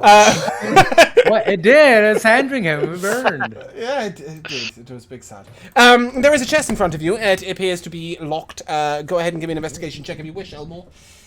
How much XP do we get? Oh, yes. The man that never forgets. I love that. It's so helpful. Well, the investigation was a 6. A 6? Yeah, it's locked. Looks. It's definitely locked, yes. 213 XP each. 213. Don't worry about Karnak. He doesn't do XP. No, He's on milestone leveling. that's fine. Yeah. I think with yeah. that investigation check, I'd probably try to open it up anyway. Yeah. I mean, you were trying to ascertain something about its opening. You didn't ascertain it. Go ahead and give me a Thieves' Tools check. It is a wooden chest, however. A nat 1. Oh yeah. Oh, lovely. Okay, cool. Yeah, you can smash this chest, but you don't know if you'll harm anything inside it.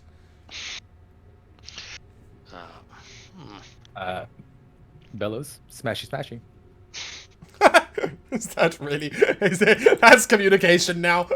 I'm gonna walk over. You're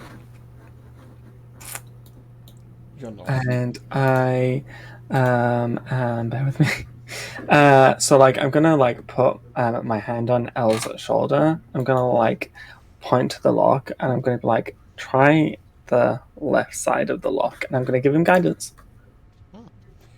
Okay, here you can roll a d4 on top of your nat 1. No, I was hoping he'd be able to roll again. No, that's not how guidance works. That would be a D4 and advantage. Yes. You could add a d4. I will tell you for free. It won't help. It would have been an 8. Bellows go boom.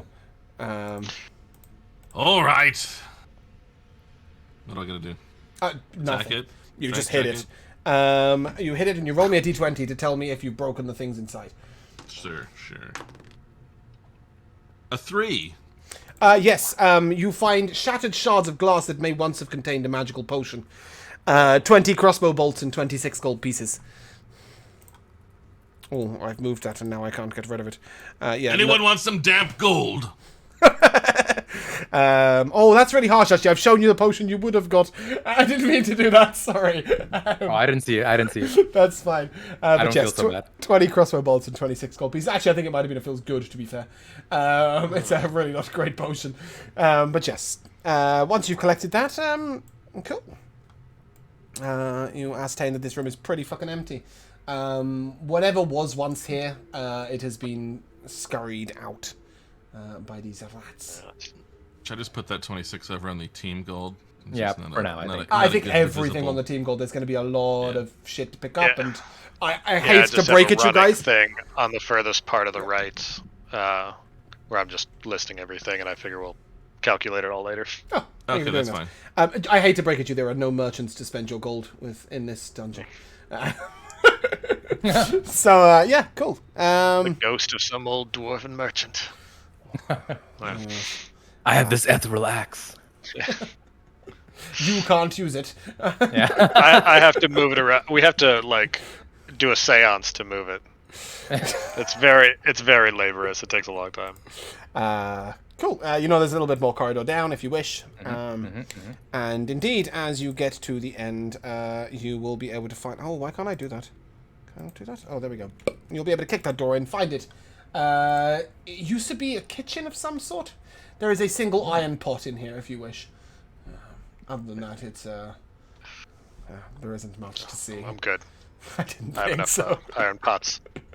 It won't fit in the bag of holding either, which is quite annoying. So we should leave it behind. You could potentially try and turn it into a helmet if you had a really big head. No.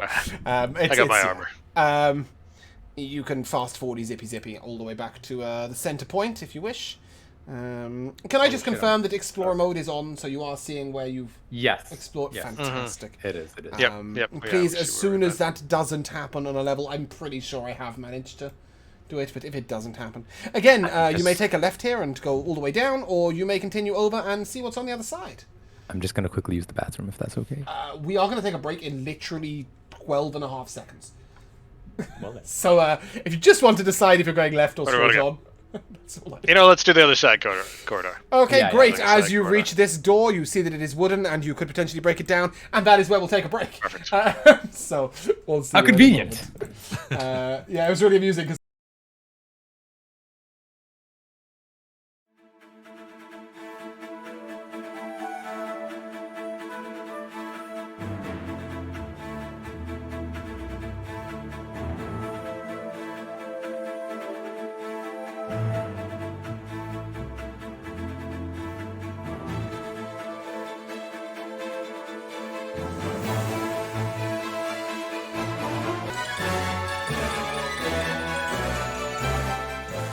Okay, welcome back. Our party's about to die as they're looking at a doorway and about to kick it in. Isn't that exciting? Kick in the door. I can't select this. Hello? Oh, there we go. Inside you see 3 dretches. Please go ahead and roll initiative, which is really confusing as I've just asked you something, but don't worry. It will make sense. Alright, Yep. Make sure I'm selected. Boom. Okay. Fantastic.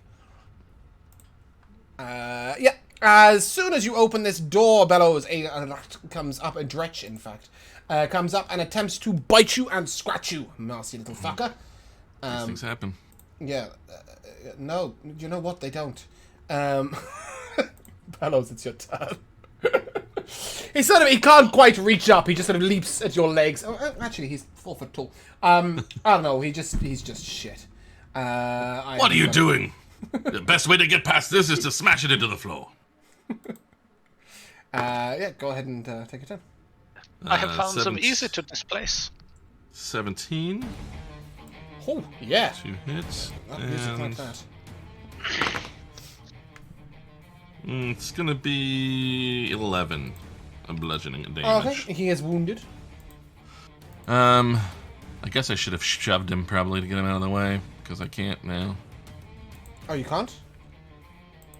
I don't have any way to He doesn't do have a that. second attack yet. Oh, right, sorry. You can do that as part of your attack. I see. Well, if anyone can reach him through me, I'll try to keep him busy. Help. Okay. You hear the scurrying of rats in the corridor. 5, 10, 15, 20, 25, 30.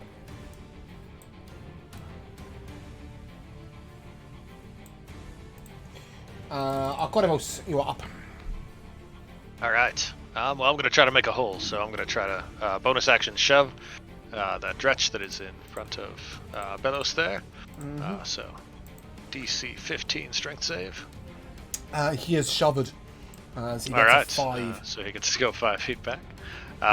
And then I'm going to, just to kind of mix it up, he gets to make another strength saving throw as I use telekinetic slam to also knock him prone and That's do a 2 force 14. damage.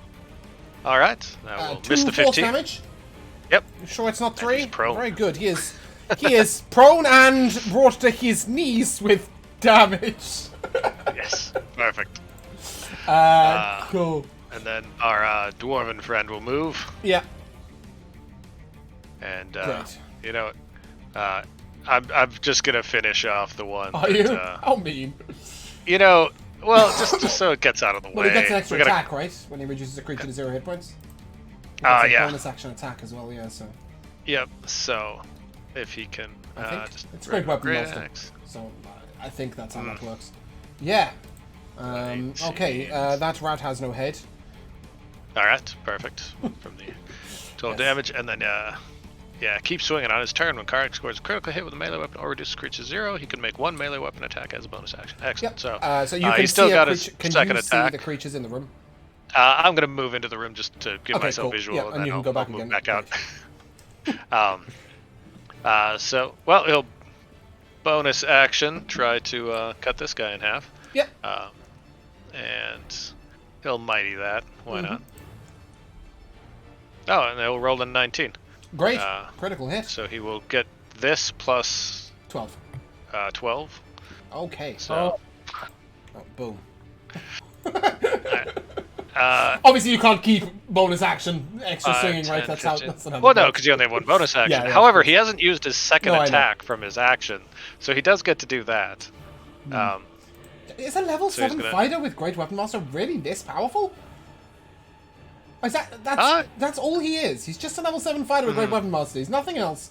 He's in a most I mean, we're also fighting like challenge rating half creatures. quarter actually. So, okay. So, But then he's just I mean, sort of walked in like chop, chop, chop. Fuck Yeah. your encounter. throw a challenge rating 7 creature at him and slow him down. So this guy, what did he get? AC of 14 for 21 damage, if that all jives. Okay, well that was fun. Yeah. All right, and that's our turn. Okay, L. There's some scurrying somewhere down the corridor, but everything died a bit too quick. I didn't get time to get them in the room. You do you, love. I think Karnak will shout that this room is clear. Okay, fair enough. I will maybe sneak this way silently to investigate what? the scurrying sound. The scurrying is coming from further in. Oh, further in. Well then. Yeah. I just That is incredible. into another room. Yeah, I have no idea. How That's not a room, that's out the room. Oh, okay. There you go. I think you can see one creature, right? I do see one creature. Okay, cool. And I will take aim with the boom Ah, caster. yeah. The first time you shot your gun all session. That's It what we is. like to see. Boom, boom. Roll that one. Oh fuck! I was gonna say it might happen. thought So you did. before I shoot though, I'll turn to Karnak and say, "Check this out," and I'll blast. Oh, yeah, go ahead and give us damage. 13 hits. That'll be. Oh, wait, what rolled here? Wow. Just a 7. Just a 7. Yeah, it rolls the sneak attack automatically for you. Yeah. Which is annoying, because you didn't have sneak attack on that. Yeah. That's right. Okay, just that concludes your turn, El. That concludes my turn. Maybe I'll move over here. Yep. Felix Nori. You know that there's some enemies somewhere. Sure. Yeah. Button. Oh, hello. Is it an extra 5 to go through people? I believe rules is written. It's not any. Yeah, moving through allies squares is fine. Yeah. Oh, It It's doesn't only cost for an anything enemy extra. square. Yeah. I normally, you're thinking of in the Sundering when the two large creatures have to pass each other in a tight Oh, okay. corridor. I do make them do it with difficult terrain because they That's are true. 9 foot and 11 foot in a 5 foot corridor. Yes, you make it in. Yes. And Okay. I will fire at. Finish him.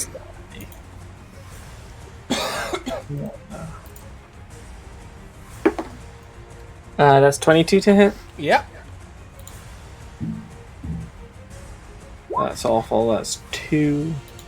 Really? I don't. Okay. Cool. Here's severely wounded. Yep. Falls. Okay. Does that conclude your turn? Yeah. You hear a scurrying.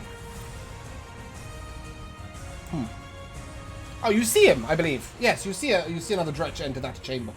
Bellows, you're up. Alright, I'm gonna run in here. Let's see. 1, 2, 3. Oh, but he's already hurt. So I'm just gonna try to hit him. Very, yes. Recklessly swing at him. That's a good try. Yeah, that's gonna be a 25 for 9 damage. Okay, he is obliterated. Okay, so I did 1, 2, that's what, Which is 5, 15. 15, 20, 25. And I'll just stay there. Oh, okay. I like Yeah, that. no reason to. I'll make them move around a little bit, kind of kill me. You'll get 2 friends. Cool. The first will roll straight. Oh, that's a 17 to hit you. That does. Yeah, cool. Take 3 piercing damage. That's Okay. right. Oh, and that's a 21 to hit you. Oh, my rolls. Isn't that cool? Take a little damage. That's 5 slashing damage. Yeah, you know, I've been hit, but you know, it's my job. The next one gets a 15 and a 5, which I believe both miss you. Is that correct? Correct. I'll But put they it- should be at advantage. Are you doing them at advantage? They were at advantage, yes. Okay, yeah, I wasn't sure if it was and they were- claws or advantage. Yeah, Why? because I reckless All attacks against you at advantage? until the beginning of my next turn. Yeah. Okay. Then I have not recklessly done 1. Okay. That's a 17 to hit you. Yeah. It's important to And Teach 6 me- piercing damage. teach me whether or not to reckless. You know, I need to learn this thing. Yeah. Hey, that's how we learn. Yep. But I think Okay. it's still doing alright there, right? You know. Corivus. Alright. I'm gonna move up so I can see something. We stocked up on healing potions, so we left, didn't we, guys? We're fine. We spent all our gold on a goat, unless he's Actually- carrying healing potions. I do realize I have forgotten something, but never mind. We'll see how we do We'll without conjure them. that coat later. Chloe was meant to give you each a standard potion of healing before you went in. I completely forgot, but will- we'll see we'll how we take do it. without them. Yeah, you can take one each. I completely forgot. about So I'm gonna just fire my meta-creative ray at the dretch right here that I can see. that. Yep. Um, Damage type Yeah. is going with 4 is poison, cool. Nothing happens. which I was gonna say I don't think demons are hurt by poison at all. So, well, if 11 hits him, I hit him with a green ray that does When 11 nothing. hits him, it does nothing. Perfectly. Then I'm gonna just telekinetically shove him back Okay. 5 feet. So DC 15 strike save, Mm-hmm. and we'll just make a hole for the dwarf. Yep. It is said dwarf's turn. Excellent. So he's gonna pile in. Let me get I think we know how his this goes. back up. Probably. So he's gonna go for the one straight in front of him that I shoved Yep. back. He's Chop, gonna chop, use suey. Ye Old Mighty Strike. Oh, for 17. Mm-hmm. For 23 damage. Yep. He's still up? No. Nope, good. Okay, he's gonna I Mighty still needed Strike him off the roll 20. I thought that was explanation. Other one that he is adjacent to. Oh, only AC 10. That'll miss. Alright. You still have another attack as a bonus action if you wish. Oh, yeah, because I dropped again. So, oh, yeah. Well, give it a 1 more. Oh, 16. That'll hit. Alright. 22. Yep. Damage. Bye-bye. See him later. Alright. Okay. And that leads us to L. El, you know there to be El- one rat at the back of the other room. Yeah, I'm gonna go and stand behind our good buddy Karnak here, and I will lay the boomcast. Oh, I can't even use the boomcaster, can I? I have to reload. I'm gonna walk up behind Karnak and reload. Yeah, basically. I'll reload, and with a bonus action, maybe I will You have a bonus action? do nothing. Yeah, no, I was gonna say, you what? Felix. So Dude in there. Yeah, I'm gonna get in. Oh my. Yeah, get in there. Ooh, ooh. Oh, there we go. And I'll fire at this guy. Yep. So 17 to hit. Awful again. That's 3 fire damage. That is pretty fucking pathetic, if I'm being honest. Yeah. That concludes your turn. Yep. Bellows. You know, maybe we don't need to check every closet. Oh, This is a good closet to have checked. I'm gonna run all the way over I'm to here, hoping so. Yep. and I will swing at him, not recklessly this time. See what happens. That's a 13. Yep, that'll hit. Okay, that was 20 feet. It was. That's gonna be 17 damage. Fantastic. As you run Yes. up, you hit him so hard he sort of bumps into the doorway, it splatters and dies. And Karnak is the one who had the gems on his axe, right? Yes, he does. Yeah. You know, you were right about these gems. They are quite helpful. That they are. They actually, his ones have no mechanical purpose because I thought that would just be a bit boring if he could do all the things. But We can yes, imagine they're helping him they be are. such a badass. They're making him smash everything to pieces. They gave him the Great Weapon Master feat. God, Right. imagine that. Yes, however, once you clear these bastards out, first things first, if you wish, you may collect a vial of acid from the bodies. Why not? And Bellows, if you look into that secondary chamber before we have a look at the chest, you will see the corpses, recent corpses of 5 bats. If you wish, you may take from them 7 gum arabic and 3 bat wing. Anyone need any sticky bats? Gum arabic is actually droppings. Just nice. It's also the material component for fireballs, so that's why it might be relevant. Although probably not. On another note, we gained ourselves a spiffing 88 XP each. Nice. Nice. Nice. 85? 88. 88. Yes. And even better, that chest isn't locked. Inside which you will find 2 topaz, 1 malachite, which is one of my favourite words in the English language, and 67 silver pieces. I will put this on the token layer so you can just read it off. I'd never like to spoil people's favorite words, but I think we say malachite. You might. So it's not quite as fun. You might. I don't. I'm not even More sure fun that your the way. British do, to be fair. I think it Yeah, I might don't be know. malachite over here. Oh, Malachite seems like a very British thing. we don't have Ishor, though. We have Blight Ichor and It's already malachite. got mala. It's already got mala, and it's just bad shit. Exactly. That's why I love it. Malachite. Yes, and 6-7 silver pieces. But with that, I can tell you that you have cleared out every corridor, nook, cranny, door, etc., except for the exit. In that room is literally just a pile of dead bats. Felix. Very nice. Pile of dead With bats. in there. Yeah, I just shit. need to get it on my map. I know that that is quite pleasing to have completely explored maps. Where did the gem treasure end up? Right? The emerald. You said you were posting it somewhere, putting it somewhere. Oh, it's just I typed it in the Roll20 chat. the Roll20 Seven. chat. It was Oh, the gum arabic and 3 batwing. Oh, you mean the topaz and the malachite? Yeah. They should be visible to you. Oh, they're behind a wall. Yeah. I don't know. I can chase you with them. Where are you? Corivos, you're over there. There you go. Mm. I put them behind a wall. Not very helpful.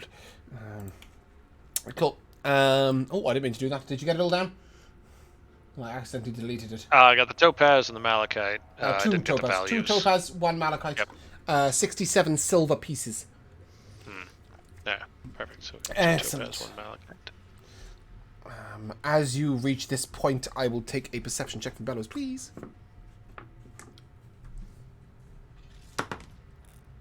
17. It smells musty, old, and untouched down here. Down the corridor that you're not looking at right now, but you will be in a second. Yes, down there. Well, it smells like this goes down, that's for sure. Kind of like my hit points. Yes, that is a thing. You have no healers, do you? I can. cure wounds. I got healing word. It might Okay, be but better to save it for when I'm down, I guess. But Also, you can take, if you remember, a short rest at the end of each level. So That's if you kinda do what I wish was to take a short rest there, I mean, it might be a good idea. I'm at 14 out of 42 to be technical about it. So Emil will be Oh, yeah. super pissed that he didn't use any bardic. Actually, no, you won't, will you? Because you haven't got enough levels in bard for it to come back on a short rest. No, yeah, it's still long. Yeah, It's still okay. long rest. Right? Yeah, so probably forever. Yeah, right? So no. roguing, Let's short rest. Let Bellows I was thinking about taking after at least 5 levels. rogue 6 or rogue 8 or something. If we get that far, I mean, Yes, well, we might, but I don't know if El will. exactly. Nevertheless, after your short rest, you may all take a short rest. There is no trouble with doing so. You do occasionally hear a bizarre squawk from lower down, like some sort of bird creature. Yeah.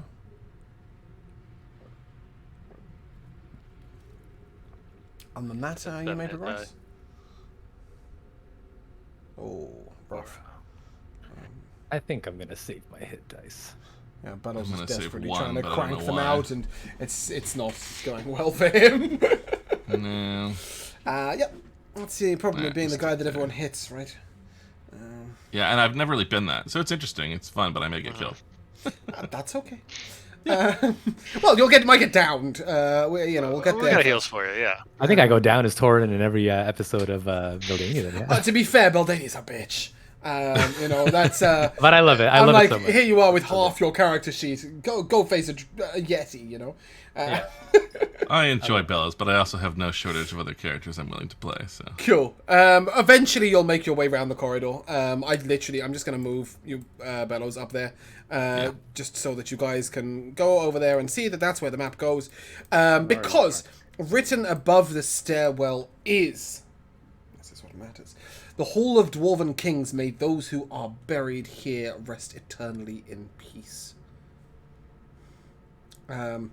Ironically, I was meant to ask you if any of you spoke Dwarvish first. Do any of you speak Dwarven? I can ritual cast comprehend languages. You could, but Karnak will read it to you. No. He is incredibly blessed with the ability to speak Dwarvish. It's a language. Excellent. Great. And we shall delve post short rest. Now, I need to remember which side you arrive. It is... Oh, my map is blurry as for Kuka. Bear with me a second. There we go. It is... Oh, that's quite... Yeah, middle-ish. Up top? Yeah, I see. middle-ish up top. Yeah, there we go. Oh, am I there? Oh, yeah. Yeah, do all pile onto the same spot. That's actually really helpful. Thank you. Great. Because the corridor is narrow and thin. Obviously, those are the stairs up and behind you. The corridor proceeds down. These walls are excellently worked, and as you proceed across, you will see strange murals depicting dwarves from epic battles. Make of that as you will. Bellows is completely uninterested in the murals, pounding down the stairs. As we, Sorry, go ahead, Joe. I was just gonna say, as we walk around and see these murals, Felix looks like what's the right word? I guess sad's a bit too simplistic. A bit like Sorrowful? no, a bit Not really regretful. I don't know. He just looks not happy. That is also known as sad. Yes. Okay. But not too sad. Does he say anything about this, or is he just notably miserable? No, it's just something that if anyone cares to notice, will notice. Okay. Karnak, did any of your people, would they have defended a place like this? Traps and that sort of thing? Most definitely. You can assume that my people's traps are both clever and devious in nature. This is the home of our ancestors. Any Delzoon allowed to walk here back in the day would have known of all the traps. Unfortunately, it was before my time. And my eyes aren't as sharp as they used to be. All right. Well, keep your wits about you, Bellows. Does that mean Bellows is actively having a little look around? I mean, why not? Okay, Think as you about look it. down this corridor, it seems to be relatively clear of almost everything. It's, nice polished floor, well-worked walls, murals. You would guess that if there were traps, they are deviously hidden. Well, then I shall stride forward. Right. Now, looks like the adventurer's wand can find hidden doors, secret doors, or traps within 30 feet. That it can. How many charges does it have? So, but we were there for a whole week, so it should be full. It should have 4 it's definitely full. charges. Okay. Yeah. It's yeah. But yeah, it's got 4 charges total. So if we want to spend a charge to detect any traps within 30 feet at any point in time, Okay. that is a thing we may do Yep. with that wand. But for now, I will tell you for free, with Bellows' perception, you are well aware right now that there is no chance of a trap. I mean, the floor is, this is the cleanest, most polished area you've seen so far. Well-kept brickwork, and the corridor proceeds downwards.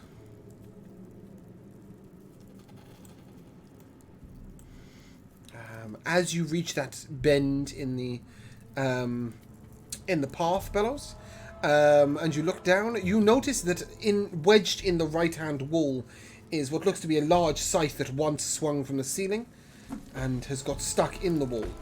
And as you look at the ground beneath it, you will notice the echoes of a pressure plate. This trap in particular seems to have already been sprung. Well, I suppose that confirms that. These? Your people sure enjoy hallways. I literally thought that when I was looking at this, when I was using it, I was like, "It's a lot of hallway for them to walk down." You can zip all the way to the end, Bellows. I guess a burrowing species just has a There you different view on the use of space. Yeah. Well, also you may sort of work out that this long entrance was once so that they could defend a long, narrow corridor and back slowly down it, right? This is the entranceway, and it's the only entranceway. In front of you is a large iron door. It appears to once have been locked, though you will notice that the lock has rusted away. Karnak sort of mutters to you gently. I don't think that door contains any problems for us. I'm sorry, contains any what? Contains any problems for us? No. Okay. Well, as long as you don't have to be a dwarf to open this one. No, those are difficult magic for my people. We don't use it often. Okay, when you move into this chamber, immediately you hear a click. I will wait till the last person's in here, L. You immediately hear a click, and the door behind you slams shut. What appears to have once been a lock is now... That line has definitely gone in a weird place. Yeah. Okay. I mean, slightly slanted. But... and it's not only that, it should have been in the dynamic lighting. Is it ruining your light? No. How annoying. Let's try this again. Oh, Now now it it is. Now it is. Great. Let's put that there. The doors all slam shut. It seems that what might have been rusted is still prone to magical abilities. You notice the entire room is shut down. You can do a little skirting round. You will see 5 levers at the center of the room. The first has a brown lever. The second, a green lever. The third, a red lever. The fourth, a blue lever. And the fifth, a purple lever. Written upon the wall, exactly where Bellows is standing, or was standing, just over here, is the following message. Now I need to minimize some stuff, so bear with me a second, because I've got like 8,000 things open. It's a nightmare. Okay, here we go. Nope. Here we go. It says it's written in Dwarvish, but it will be translated for you by Karnik. It says, "That which corrodes, and that which freezes, warm it up and break its kneeses." And that should be all of your screens, correct? Yep. Great. That's what it says. Oh, sorry, Arcanivos, an Arcana check. Oh, beautiful. Ah, goddamn. Not great. I mean, 8. Cool. Plus Yeah, 5. there's some magic in this room. That's all I got for you. Yeah. No, that's fair. I didn't know the dwarves were such poets. We like a good rhyme, especially if it involves breaking kneeses. But perhaps there's a bit more to it.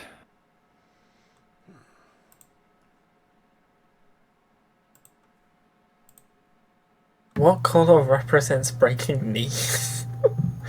Because I got the rest of it.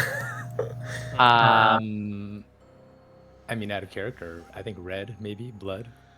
Red would be warm it up. Rude. Could be. We're not sure what any of them actually do yet, although it's be fair to kind of make some assumptions. Make some assumptions, yeah. Let's break its knees. What is it, though? I think we just pull the brown lever and see what happens.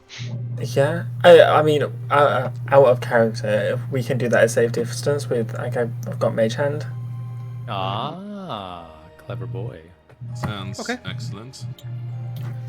So yeah, I'll pull the brown lever once everyone's moved. Spread out so one fireball can't kill us all. Okay, the first thing to notice is a huge explosion of lightning from the center of the room outwards. God damn. Well avoided, lads.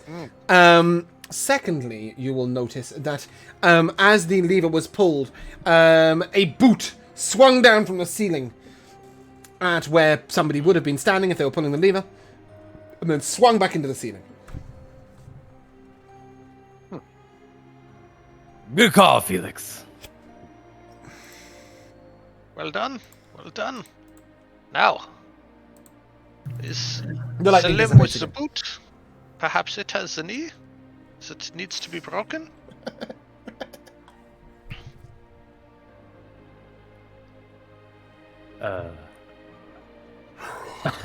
Well, I think it's safe to say that the first lever might be the green one, Felix.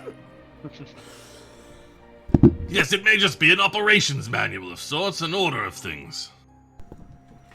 Okay, I'll try the green one then. A spurt of acid comes out the ceiling. The lever pulls. The lightning does not appear. Okay, I'll do the red. We'll do the Oh, red. the blue. The blue. Oh, the blue. Red, the blue, the blue, the red, the red, the blue. Freeze it! Read the manual, Felix. Okay, yes, a shard of cold ice drops out the ceiling.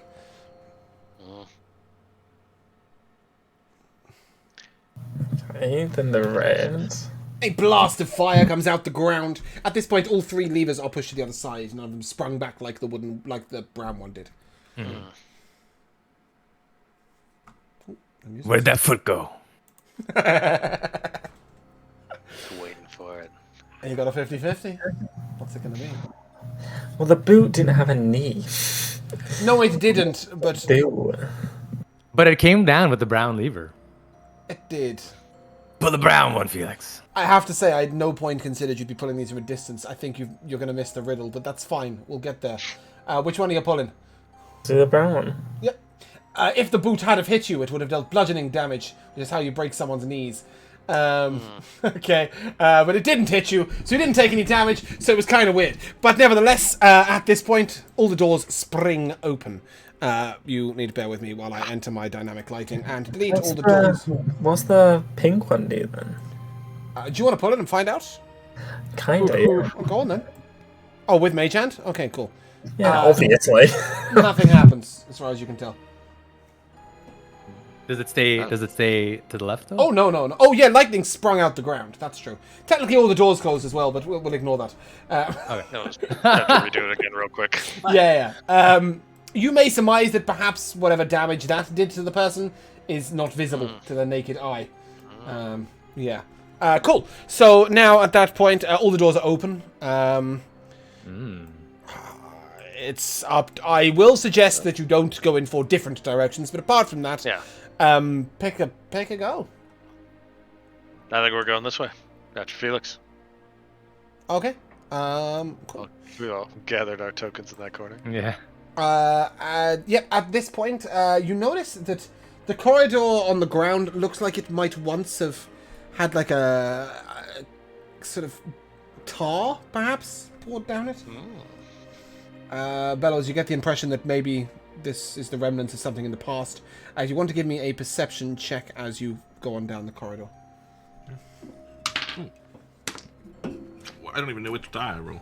Okay, come on. And I just kept dropping things. It's fitting, though, that I rolled shitty on them, whatever the last one was. 3 + 5, 8. Okay, yeah, it looks fairly clear down here. But you know that there may once have been something.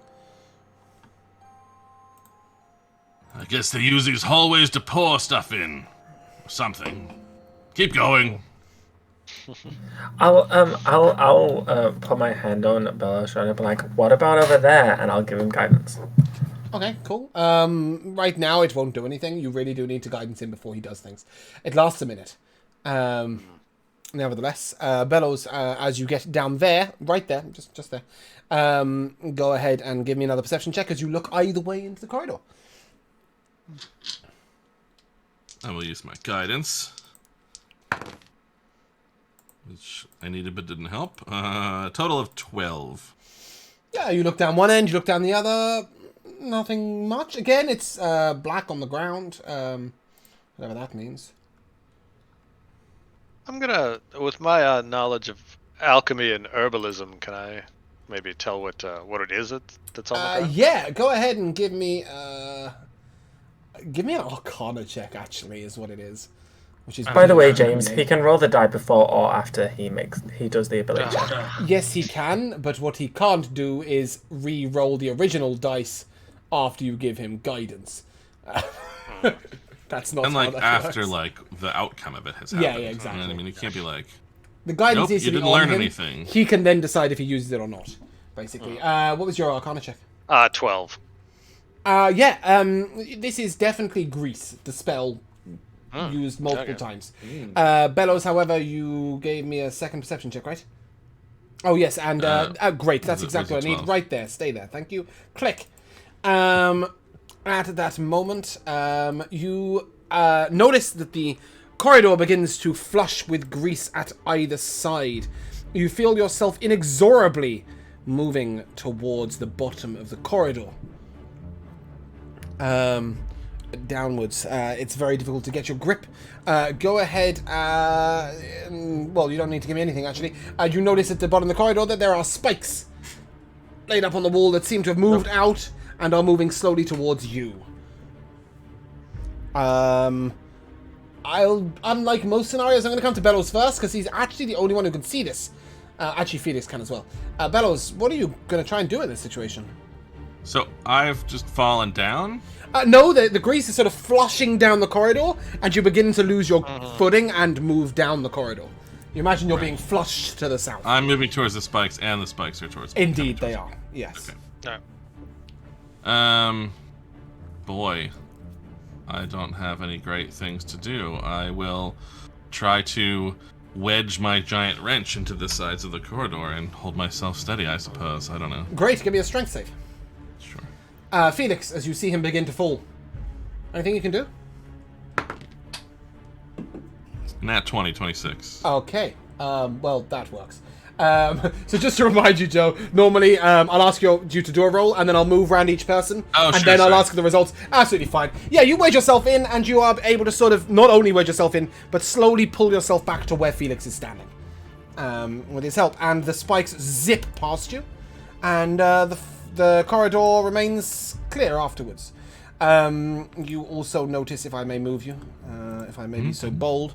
What was that noise up there? You will now see the pressure plate that you stood on. Oof, a dwarven trap. Yeah. Sorry. In response. Don't worry, El. Just yelling about my success before it was time. Incidentally, you, at this point, may have noticed some spikes at the other end that were moving towards you. You let them pass, they clapped in the middle, and they went all the way back out, either side, and went back into the walls. The coast now seems clear, as you all step carefully over said pressure plate. Are you going up or down? I only moved you for the sake of getting you out the way. So you can go up or down. Which way, folks?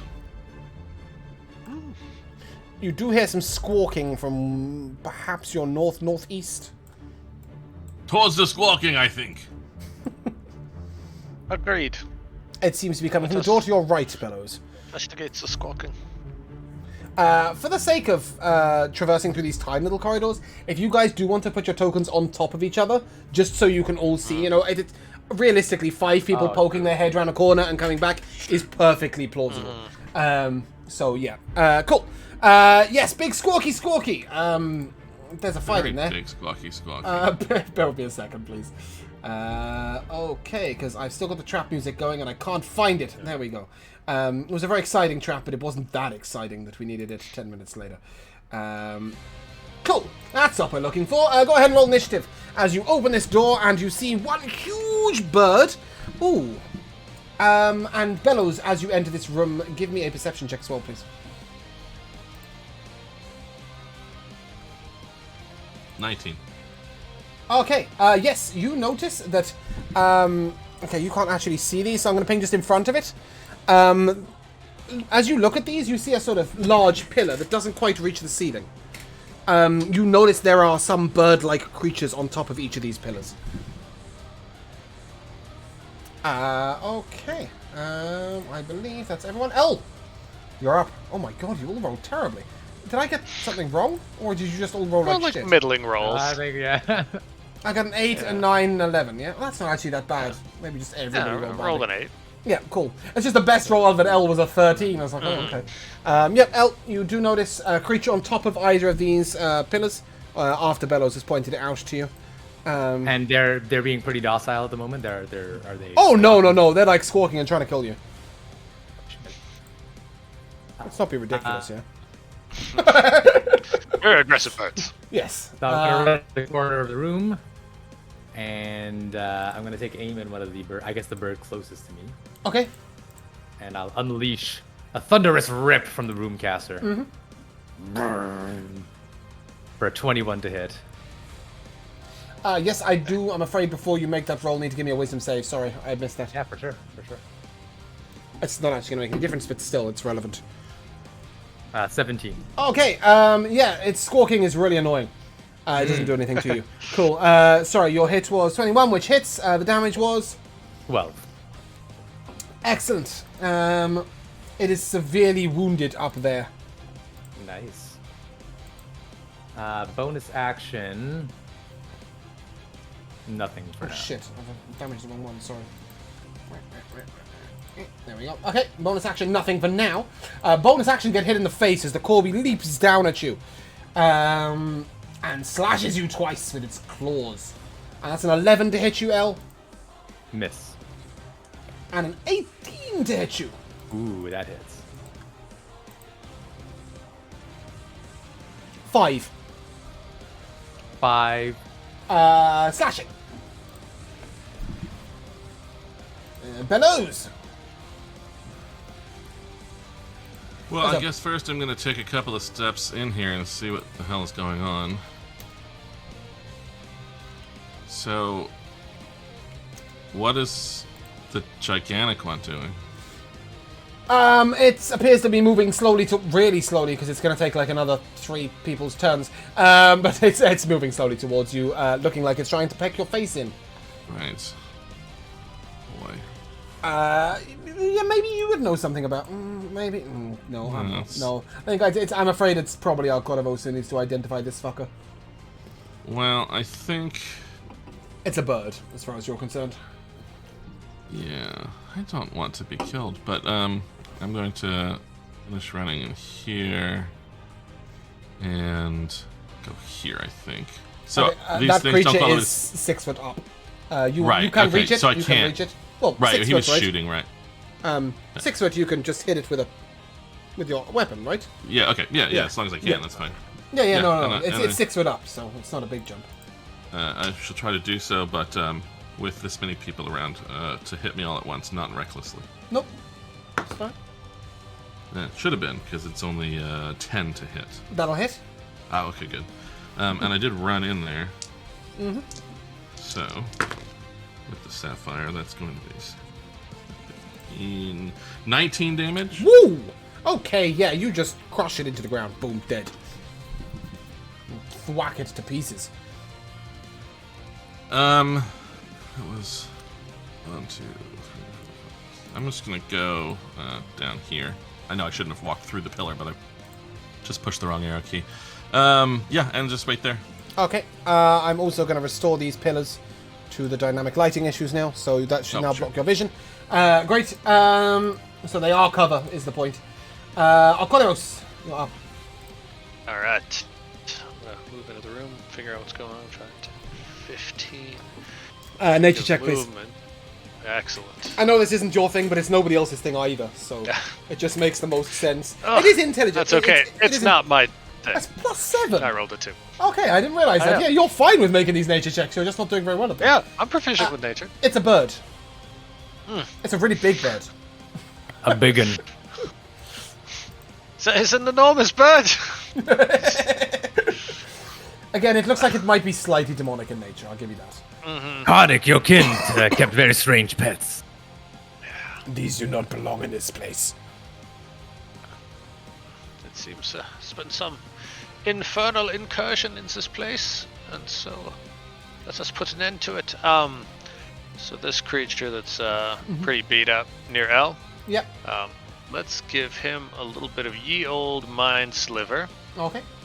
so he gets to make an intelligence does saving not. throw. He gets to refresh my entire encounter. Why would you do that? Okay. He rolls with disadvantage, unfortunately, which is really shitty because I rolled a nat 20. That's a 7. Alright, he will take 5 psychic damage. Is there anything about how stupid a creature can be for mind sliver? Into the mind of one creature you can see, the target must succeed until the saving throw. Next saving throw before the end of the next turn. No, nothing. Okay, cool. Because this creature is regarded as near mindless, which is why it makes intelligence saves with disadvantage. Cool. Go ahead. Damage, please. It was 5. Oh yeah. Oh no, what is going on? Boom, dead. Tush. You All right. crush its mind. Beautiful. It cannot comprehend your intelligence. It also doesn't know where the down volume button is. There it is. Great.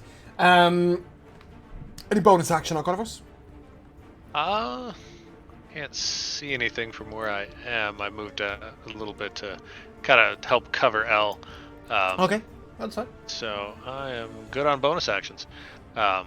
But our dwarven friend. Yeah, if you need I'm to gonna move you briefly, that's fine. Yeah. That's what I'm going to move me so I can see what he's doing. He will go up to Giant Bird. Mm-hmm. He's going to give it a mighty strike. Yep. See how that pans out. Oh, he's going to roll a 4. For a That'll 6. miss. All right. He's going to roll. His second attack will do regular Great Axe. Yep. There we go. 17. That will also miss. Oh, okay. Good. It hits Good to the know. bird. The bird just doesn't look phased. All right. Good, good. Mr. Nuri, you're up. Just for clarity's sake, that was a 17 to hit and it didn't. Mm-hmm.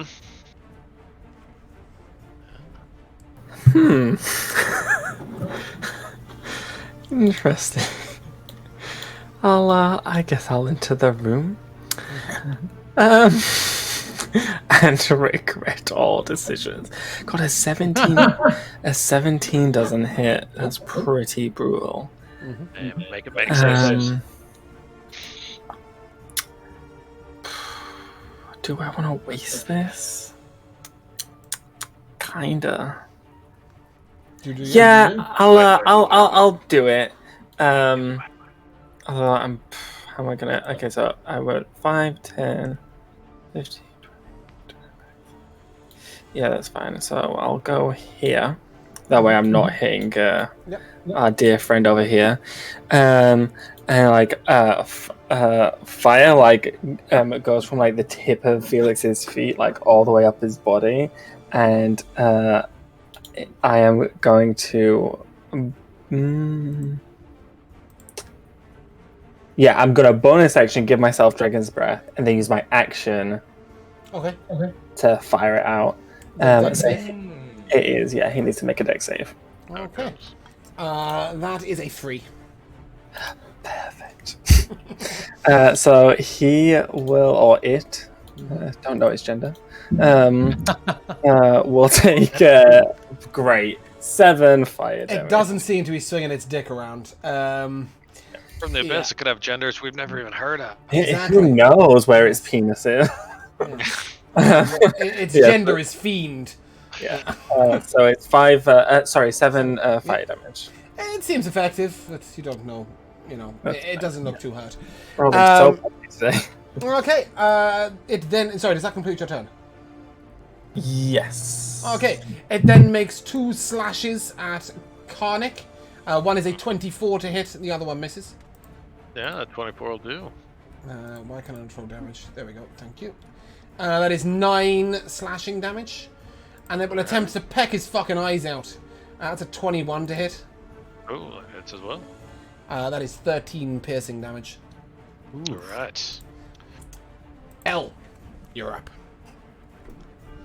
Okay. As an action, I'm gonna start reloading the boomcaster. And I was gonna come over here actually initially to check out this chest. Okay. Is it open? It is not. It appears to be locked. I think it's an action for you to. Is it? Or is it an object interaction to pick a chest? I have a feeling that the thief specifically states that you can do it as a bonus action. That's so I would the assume thief, it yeah, is yeah. not a free action in the first place. Otherwise, that's No. the thief being a nerf. Definitely Yeah. And with that information, I'm gonna move back behind the pillar, and I will take hide bonus action. Yep, love that. Okay. You're also in full cover there. Cool. Bellows, you're up. You do notice that the bird seems very intent on murdering Karnik. Yes, I was going to say just crack the chest and keep moving, but now that it's pecked our guest. Let's see. Go on. I literally spent like 20 minutes telling myself like I'm not going to stupidly abuse the moving in circles kind of bullshit, and now I'm sitting here going, can I run up on top of the chest and? Do you know what? Like I don't think there is any reason if you're not going to provoke an opportunity attack that Bellows wouldn't like try and get as much momentum as possible. Right? Yeah. That's the logic. I don't want to be like. Even... back and forth like do. No. But for example, you could run round the pillar, right? Oh, Yeah, no, actually, I was gonna say Or I up felt the bad wall. taking that spot around the pillar because I wanted you to like run around and. Well, crack I up can't the go other around side the of it. bottom pillar unless I 5, 10, 15, 20, 25, unless I 30. have. 30 feet? I have 35. But if I diagonals, you can be diagonals around the pillar. Yeah. All right. Why not? Well, and then I'll run down here. L is but a skeleton. I don't take up that. All right. Well, then I'll get up there. Yeah, great. I love the way he just charges out. Boom! Like, it just feels. Yeah. Well, see, before Karnak went there, I was like, sure, I'll go around the middle pillar and like around. That'll like make sense. Like I'm running around to sneaking up on it or something like that. In But all then I fairness, started to I'm get a expecting this to end in a miss, so I really don't mind letting you. That's so be it. I'm going to reckless it after Great. that. However. I love that. Fucking right. Well, you saw the 17 miss, right? So Oh Jesus! Yeah. Well, let me just forget it. I knew it was coming. Arcanivos. Alright. Well, I'm gonna move so I can see the bird. It's a big bird. Trying to figure out what I should be doing, but I'm probably just. You know what? I'm gonna see if I can give everyone else advantage. I'm gonna use telekinetic slam. Which strength saving so he throw? gets to make a strength saving throw to not be knocked prone Oh dear. and take That's 4 a force choice. damage. Oh, I rolled a nat 1 and a 3 on the dice.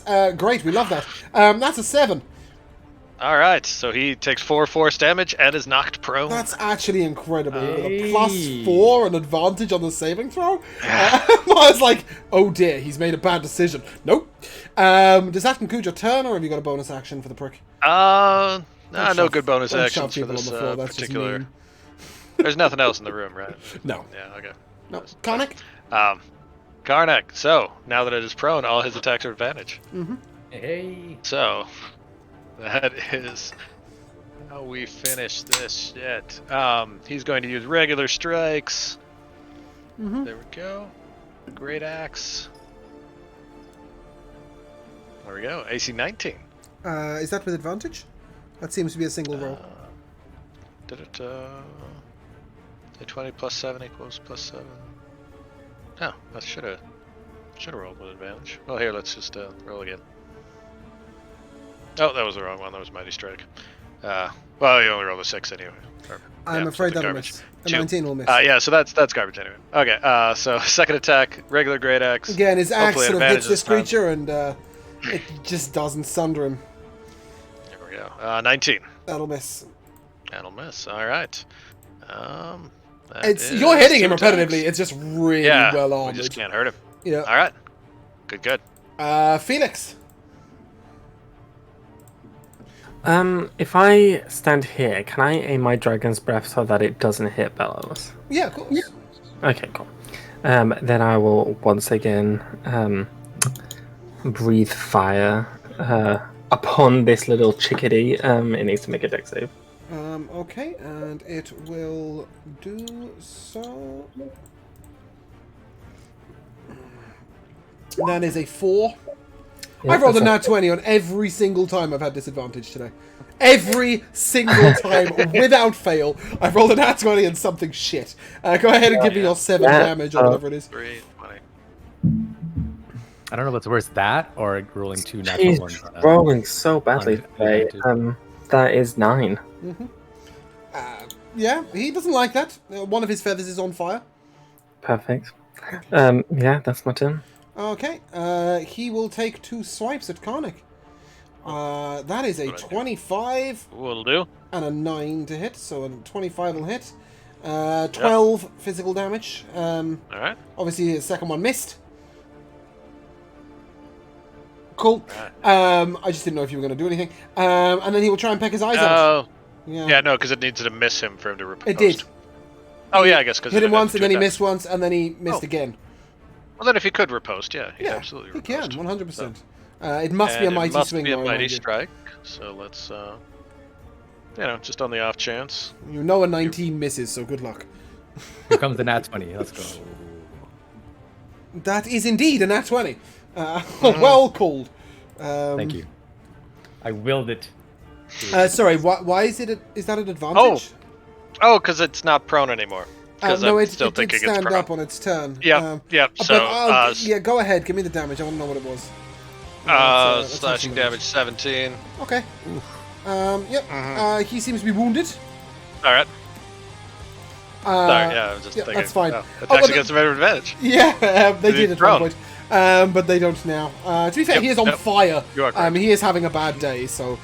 and I didn't Yeah, but specify that he got up. That's the reason why I let you Oh, okay. go ahead with advantage. L, you are not rolling an advantage.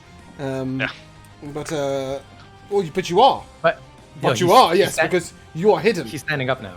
Yeah, but you are hidden. And he. That's correct. I am. Yes, yes. So you're not rolling an Which is good, advantage it's because he's standing prone. up, which is not giving you disadvantage for being prone. Exactly. I would ask for a stealth check, but honestly, I got a 5 on my perception check. So I think my modifier is I think you're all +6 right. anyway. Exactly. Yeah. So go ahead and take your advantage attack and see if you can. Even hit the thing Do or get better than through its 19, yeah. thick shell.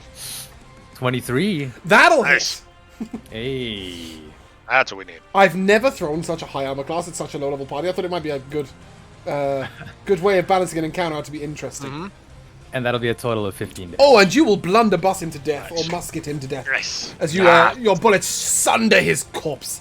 You may collect, if you wish, from his body, unworked hide and 6 bird feathers.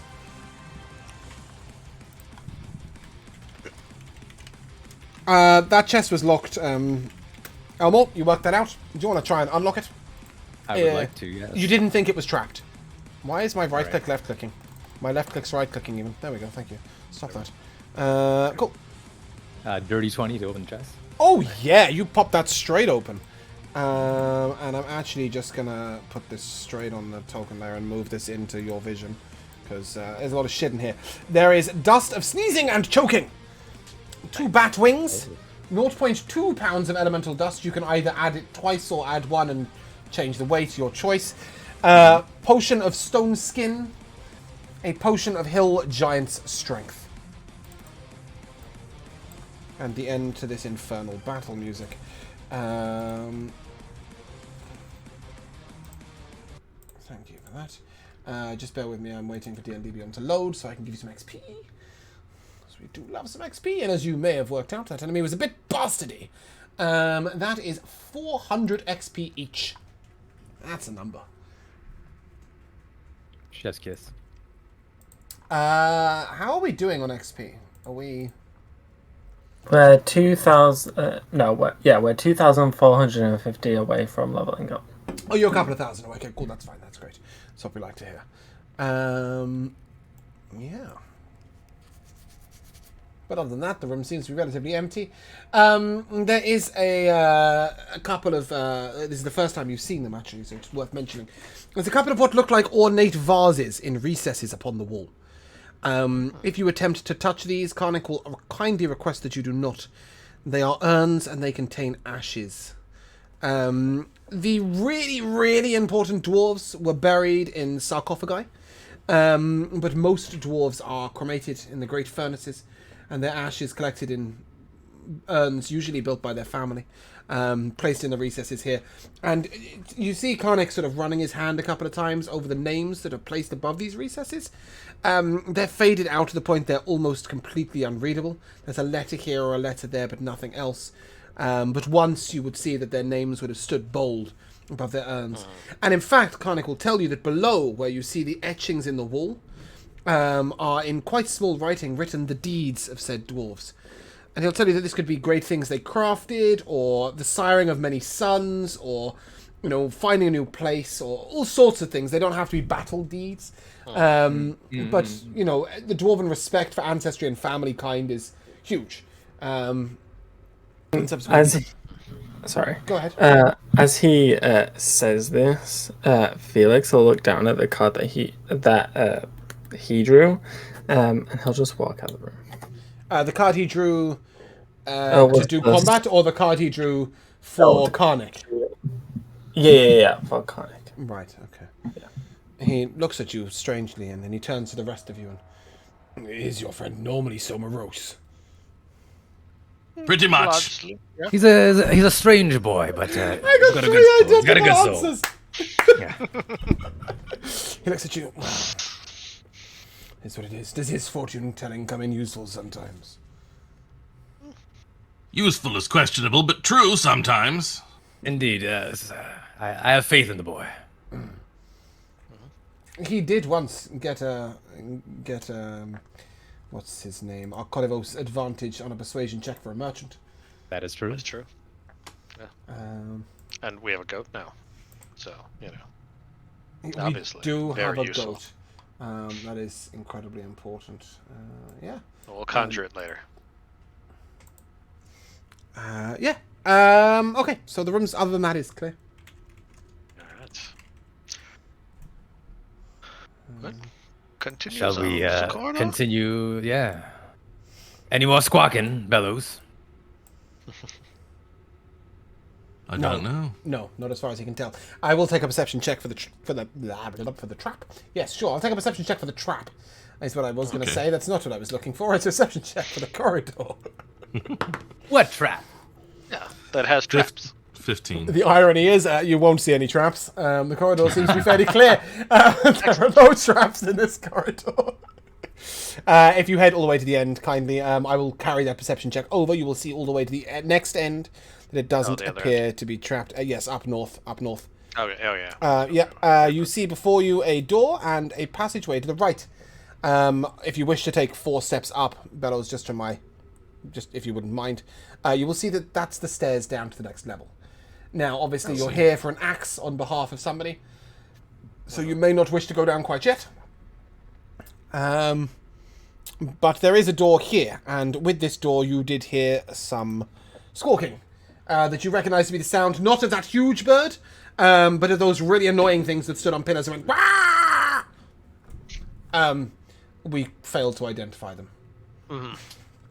Karnak, we have finally started finding some of the, well, not quite bodies, but remains of your people. Do you have any idea where this axe we're looking for might be? Not in the lower levels, I would assume. In the nicest way possible, Yargot's ancestors are not of the most noble of blood. Noble enough, perhaps, to have his weapon buried with him, but not to be in the lower levels. I would assume this floor, or perhaps the one below. Closets it is, then. Indeed. Let us finish this floor. Oh, shit, bollocks and fuck. Please stay still. I All have three of us. accidentally closed my entire D&D Beyond. Most Hands off, annoying. everybody. As you kick in this door to check the closet, you know that there are some Corbies in there. Again, you will see them at the top of these pillars that you actually can't see past. There is no way of me giving cover with them on lower levels and giving vision up top, so just accept there's a beast on top of there you can attack. And I will ask you to immediately roll initiative, please. Alright. Oh, holy crap and shit. That is... Ooh. No, you can't do worse than I did. Bring up the rear here, team. You cannot do worse than I did. Are we ready? Yes. We are. I'll bring up the Okay, rear cool. mat. Bellows, you're up. And as I said, you can hit the ones on top of these pillars. Right. If you wish. Let's see. I have to get in there a little bit before I'm sure where the pillars even are. Right next to you, down the left. Yeah, okay. So there's one on there. Yeah, there is indeed one on both of them. I'm going to go around that way, get the hell out of the door cluster that we've had, but I will whack that one before I leave this area. There is a lot of door clustering. Yeah, go ahead and give me the roll to hit. All right, and I haven't seen the stupid turn orders on my way. I haven't seen anything more dangerous in the room so far, have I? No. Well, there's a weird thing, but not a. No, giant that bird. weird thing is the giant bird. There are 3 of them. One is on one on top of either pillar. Oh, sorry, you're talking about the swirly thing? Yes. You reckon that's magical. Right. It's beyond your... Right. But it doesn't look like it's suddenly going to punch me. No, there are 3 so birds in this room and clearly nothing else. I will recklessly hit the tiny chicken. Yeah. It's 6'4", by the way, the tiny chicken. Oh, okay. Well, see, that whole previous encounter, These I must had be this those, weird idea that it was like babies of the bigger one, and we were like killing its babies. It was, but the big one was like 14 foot tall and 7 foot Right. wide, right? Yeah. Yeah. These must be those cave vultures. Yes. 15 to hit. I mean, you think they might be Corbies, if you've heard of those. Yes. Why is it a 15 instead of a 23 to hit? What? What do you mean? I see a 23 to hit. Oh, that's your Yeah. initiative. Oh, That was my your initiative. Okay, I was really I'm confused rolling because most of it's the just stuff here. arrived. Your initiative, even though I obviously had it because it worked on D&D Beyond. Sorry, your damage. 22. What? Hello? Okay, bye. Yeah, there was a bird on top of that pillar. There isn't anymore. We'll rename you Karnak after this encounter. Does that conclude your turn, Bellows, or are you moving down further or anything? Let's see. Yeah, let me go down here. The only thing with this, obviously, is that the next turn you don't get to run 20 feet. I think I do you? could. Right, yeah, but I'm good. I think Yeah, I no, can that's get to fine. there, and I'm happy to be there. Cool. Felix, you're up. Okay. I'm assuming the minute for my dragon's breath's run out now. Yes. 100%. I thought it was 10. No? I can only Yeah, get there. sounds So I like There's should a- back up for a minute. Oh, okay. Alright. Okay. Maybe the potion's 10. Yeah. So is there one on this pillar? No. No. Okay. Then I'll just There's one on that pillar. right. Okay, yeah, I'll attack this guy that's not on a pillar. I'll throw an Eldritch Blast his way. Yep. That's 22 to hit. Yeah. 8 fire damage. It appears to be wounded. Nice. Now complete your turn. Conclude, that's a word, isn't it? Yeah. Close to a word. It was both complete and conclude. L, you're up. Sorry. All right, I'm gonna pop my head into the room. I see the one Corby's down south You see one on top of the pillar. and one on top of the pillar. Yeah. Okay, I'm gonna One down south is wounded. wounded, eh? All right, I'll pick out the wounded one. I think. Yeah. I'm gonna take aim with the boomcaster. Yeah. The natural 20. Fucking hell, that went. You just see Felix cover his ears like, Jesus Christ. Yeah. So okay, this is gonna be confusing. So it shouldn't be sneak attack though. It doesn't really matter. Yeah, all right. Yeah. It's obliteration attack, that's what it is.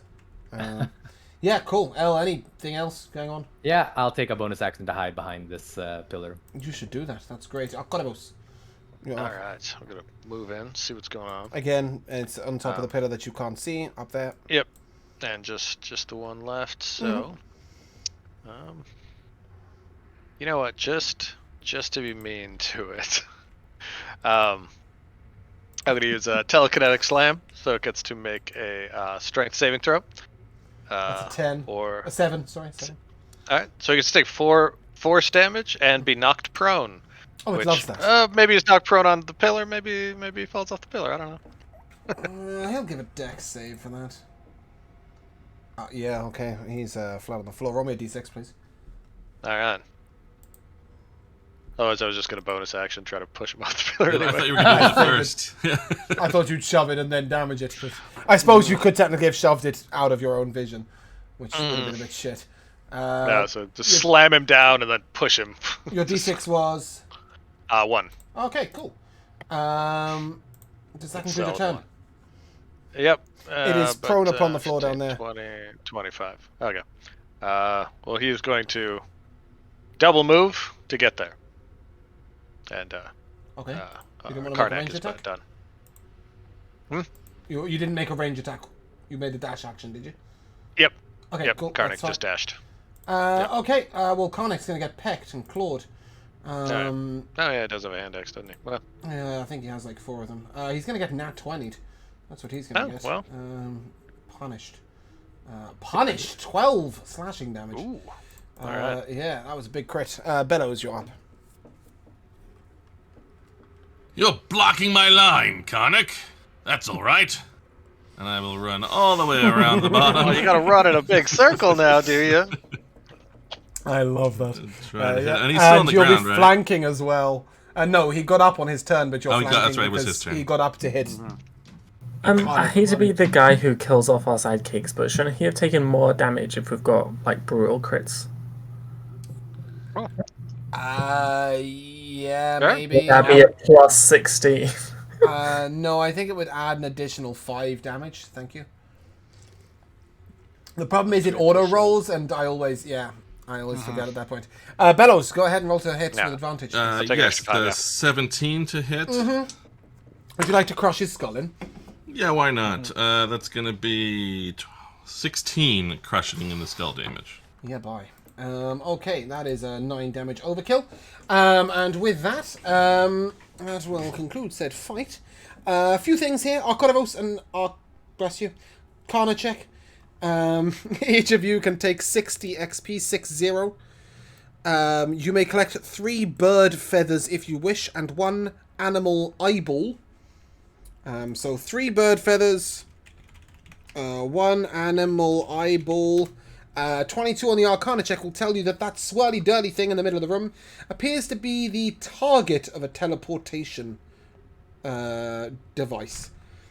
Arconivos can work out that there is probably another one of these somewhere that if you stood in it would teleport you to here. And I suppose I should probably say, because it's only fair, it is this room in which you may take a short rest in this dungeon if you wish. on this floor, despite the fact that you're at the beginning of the floor because you've only explored a little bit. But should you want to take a break in this room, Karnik may want to roll some hit die. Does he get second wind back on a short rest? You're muted, Miego. Your microphone's up in the sky. Oh, you're not talking to us. Okay. That makes sense. That would be why the muting button has been used. Yes, but if you wish to take a short rest here, obviously, Warlock, you'll get your spell slot back. Yeah, I wouldn't mind a short rest either. Oh, I surely won't. Oh, it was the sorcerer spell, wasn't it? Yeah. Okay. Does he get second wind back on a short rest or a long rest? Normally you get it back on a short rest. Okay, great.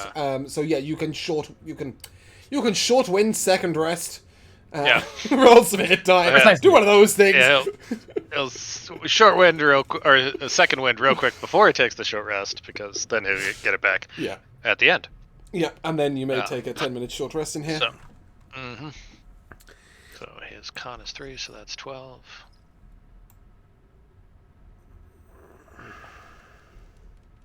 There we go. And let's burn like 3 hit die. Beauty. Okay, we are going to end fairly soon, but just for the sake of my memory, can we return to the greased corridor before we do? Oh, nice rolls. So, yep. I don't suppose on the previous short rest that retroactively Elmore played as a song of rest. Oh yeah, of course. He always does. Yeah, No, you can add that to both either. I don't really care. Because I wasn't going gonna do that. blow another die now, but How many times can he do that?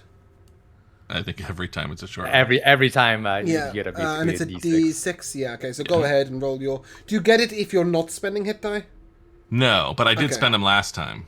So just roll one D6 and go ahead and add For that. some reason, why doesn't D&D Beyond Card recognize burning that I've some now, lost but any he'll just. fucking hit points? I'm cool with just the same D6. I don't care.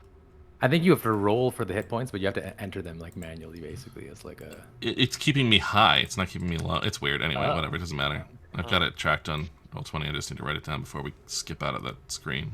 Yep. Yeah. We're not skipping out of the screen anytime soon. Yeah. 3 more. All right. Okay.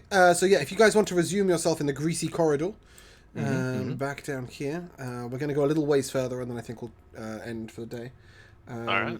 I'll shove Karnik over there. perfect. Yeah, there we go. Where do we Oh, go? that was exciting. Nope. Okay, we are. Yeah, you go. Greasy corridor over here. Okay. Here we go. Okay. Oh well. There we go. Perfect. Okay. Okay, great. Yes, as you descend down this corridor, again, you don't seem to think there are any traps in this corridor, as you've just cleared the trap that was the trap, right? You notice these spikes in the walls, but then as you go further down the corridor to the southeast, if you want to start moving to the east, you will notice that the murals upon these walls are different. And Karnik will inform you that a lot of these are dwarven poetry. Dwarven poetry tend to be sort of old ballads and tales of family history and such. And they have accompanying images occasionally, but for the most part, it's just sort of breaking bits of words of dwarven poetry all over the walls. And in fact, he will point out that one of them that he can vaguely make out appears to be an old family cooking recipe told in poetry. Because that's the sort of things that dwarves write poems about, right? Brewing beer and cooking food. You may go all the way to the end of that bit. Practical Basically, you can go until you can see a door. I'll tell you that for free. So keep going down, Felix. A little bit further, one more step. Beautiful, there you go. You see a door on your left that appears to be beautifully wrought in silver and bronze. This probably holds a fairly important chamber of some sort. And Karnik will not hesitate, but will instead open the door immediately in excitement, as he believes this may be a tomb area. And indeed, as he rushes in, you may all rush in with him. In here, you will see, next to the pillars in this central area, 4 sarcophagi. And you are able to make out the names of some of these dwarves. Bear with me a second, because I need to open something else to find them. They are the Stonehand family. Selvar, Nikolai, Havros, and Cakebeard Stonehand. Cakebeard. Yes. Yeah. Probably a nickname. There are also Could be urns my around the MVP. room, and he will tell you for free, Conic. This entire room is donated to the Stonehand family. From his recall, they were known for their excellent tunneling work and wall creation. They weren't an important family, but perhaps they had a hand in creating this very place, which is why they've been given a position of honor. And indeed, as you look down, you will find a set of mason's tools gilded in silver. They are worth 250 gold if you wish to sell them, or instead you may leave them there as a token of respect. Karnik doesn't mind either way. Alright. As far as he's concerned, the Stonehands died off a long time ago. There's not much point honouring them with their tools now. These would probably break down that wall holding the dragon. And with that, we'll end. They were. That's a brilliant place to end. I love that. Yes, they had a stone hand in the creation, Jamel. Thanks for that, you terrible punning twat. With that, we shall... Oh, I didn't mean to freeze the cameras. Sorry. We shall indeed end. I will come to Joe for an MVP. Oh, yeah, for me, it was Rico going, where'd that foot go? And then just, like, looking around the screen. I just couldn't, for some reason, that did it for me. Too silly. Rico. I guess a small thing that I thought was just so fascinating was the lore dump about the dwarves sort of cremating their fallen ones in the forge. I thought that was like, it's like, fuck, I never even thought of that. That's actually brilliant. Oh, you want a lore dump? Just you wait till you find their damn books. There are... Yes, Jamal will tell you I've spent far too long making pointless lore and grabbing bits of pointless lore from other things that I've stolen it from. The thing about them being cremated in their forges is actually from Warhammer. I spent a ridiculous... I've never played Warhammer. Don't know anything about it at all. I stole an extreme amount of their lore for Dwarven history when needing to fill spaces, and I had good fun reading it. And that was one of the things that was mentioned, so I thought it was really cool. So yes, thanks, but it wasn't my idea. Never admit that, should you? But whatever, fuck it. Josh, your MVP.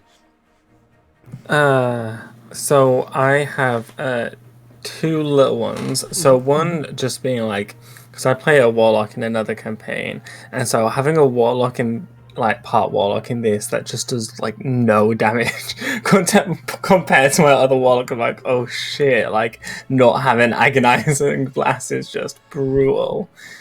Agonizing blast and 20 charisma your other warlock is wandering around with. Yeah. It's pretty terrifying. But the other one is like the sheer panic in my eyes as Rico goes, Felix, do you want to give this random person a read? Like, oh no. Yeah, that was amusing. Which is fine, like, I enjoy it, but, like, there was that, like, split second of, oh, God, what am I going to do? Josh, we said that we wanted to incorporate a reader in every episode, so... Which is fine. Yes, but he was expecting for people he knew. I like that, yeah. I mean, to be fair, the card that I picked does go well. I just, Felix just doesn't want to talk about it. Yeah. Time will tell. Miyago. Cakebeard. Come on, Cakebeard the dwarf. I'm going to use that spell that lets me talk to objects to just learn from his tomb about Cakebeard the dwarf. So you better write some. Oh, Cakebeard Kimmy is lore speak with objects? between now Believe and you next me, session. Cakebeard has already got lore. Cakebeard lore. I don't Love need to it. write it. I'm looking forward to that. I had a couple.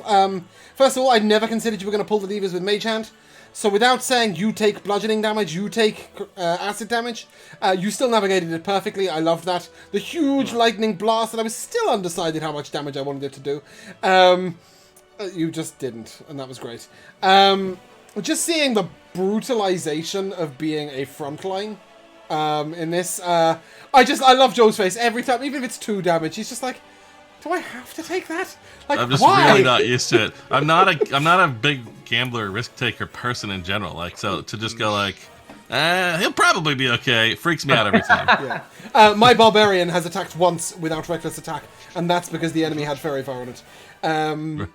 He's still alive, and he's 12 sessions in, so he should be alright.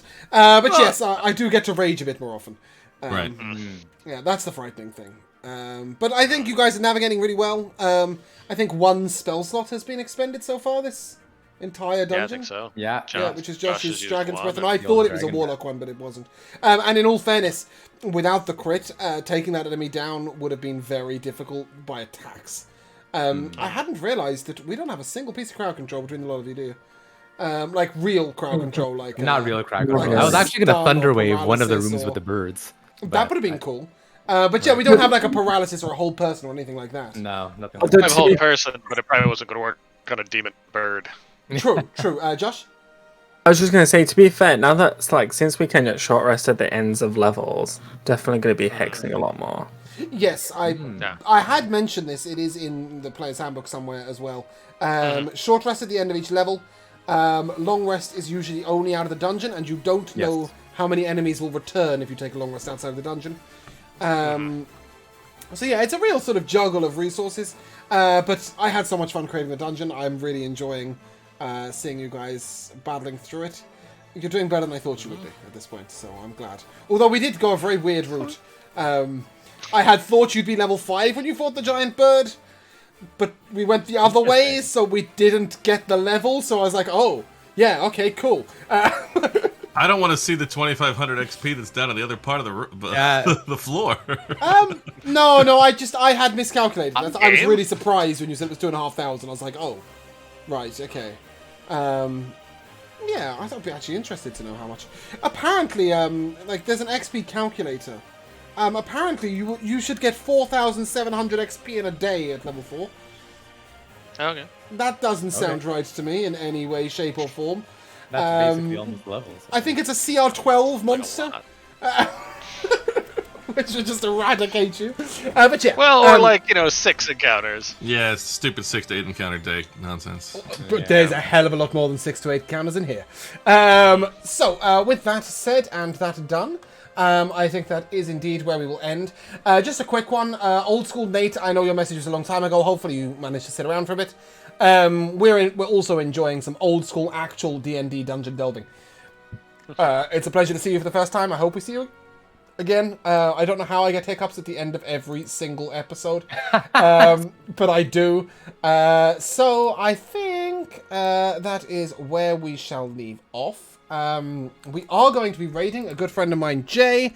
He is not doing anything relevant whatsoever, but he is in my Saturday campaign, where I recently had large drama, a very big moment in our campaign. If you do wish to catch that, it's the most recent episode of Darkness Over Kalan. You can find it on our YouTube, where you can find everything else as well. This episode should premiere on Wednesday. So, without further ado, if you guys would like to say goodbye, Goodbye! Goodbye. we Prost. shall see you soon.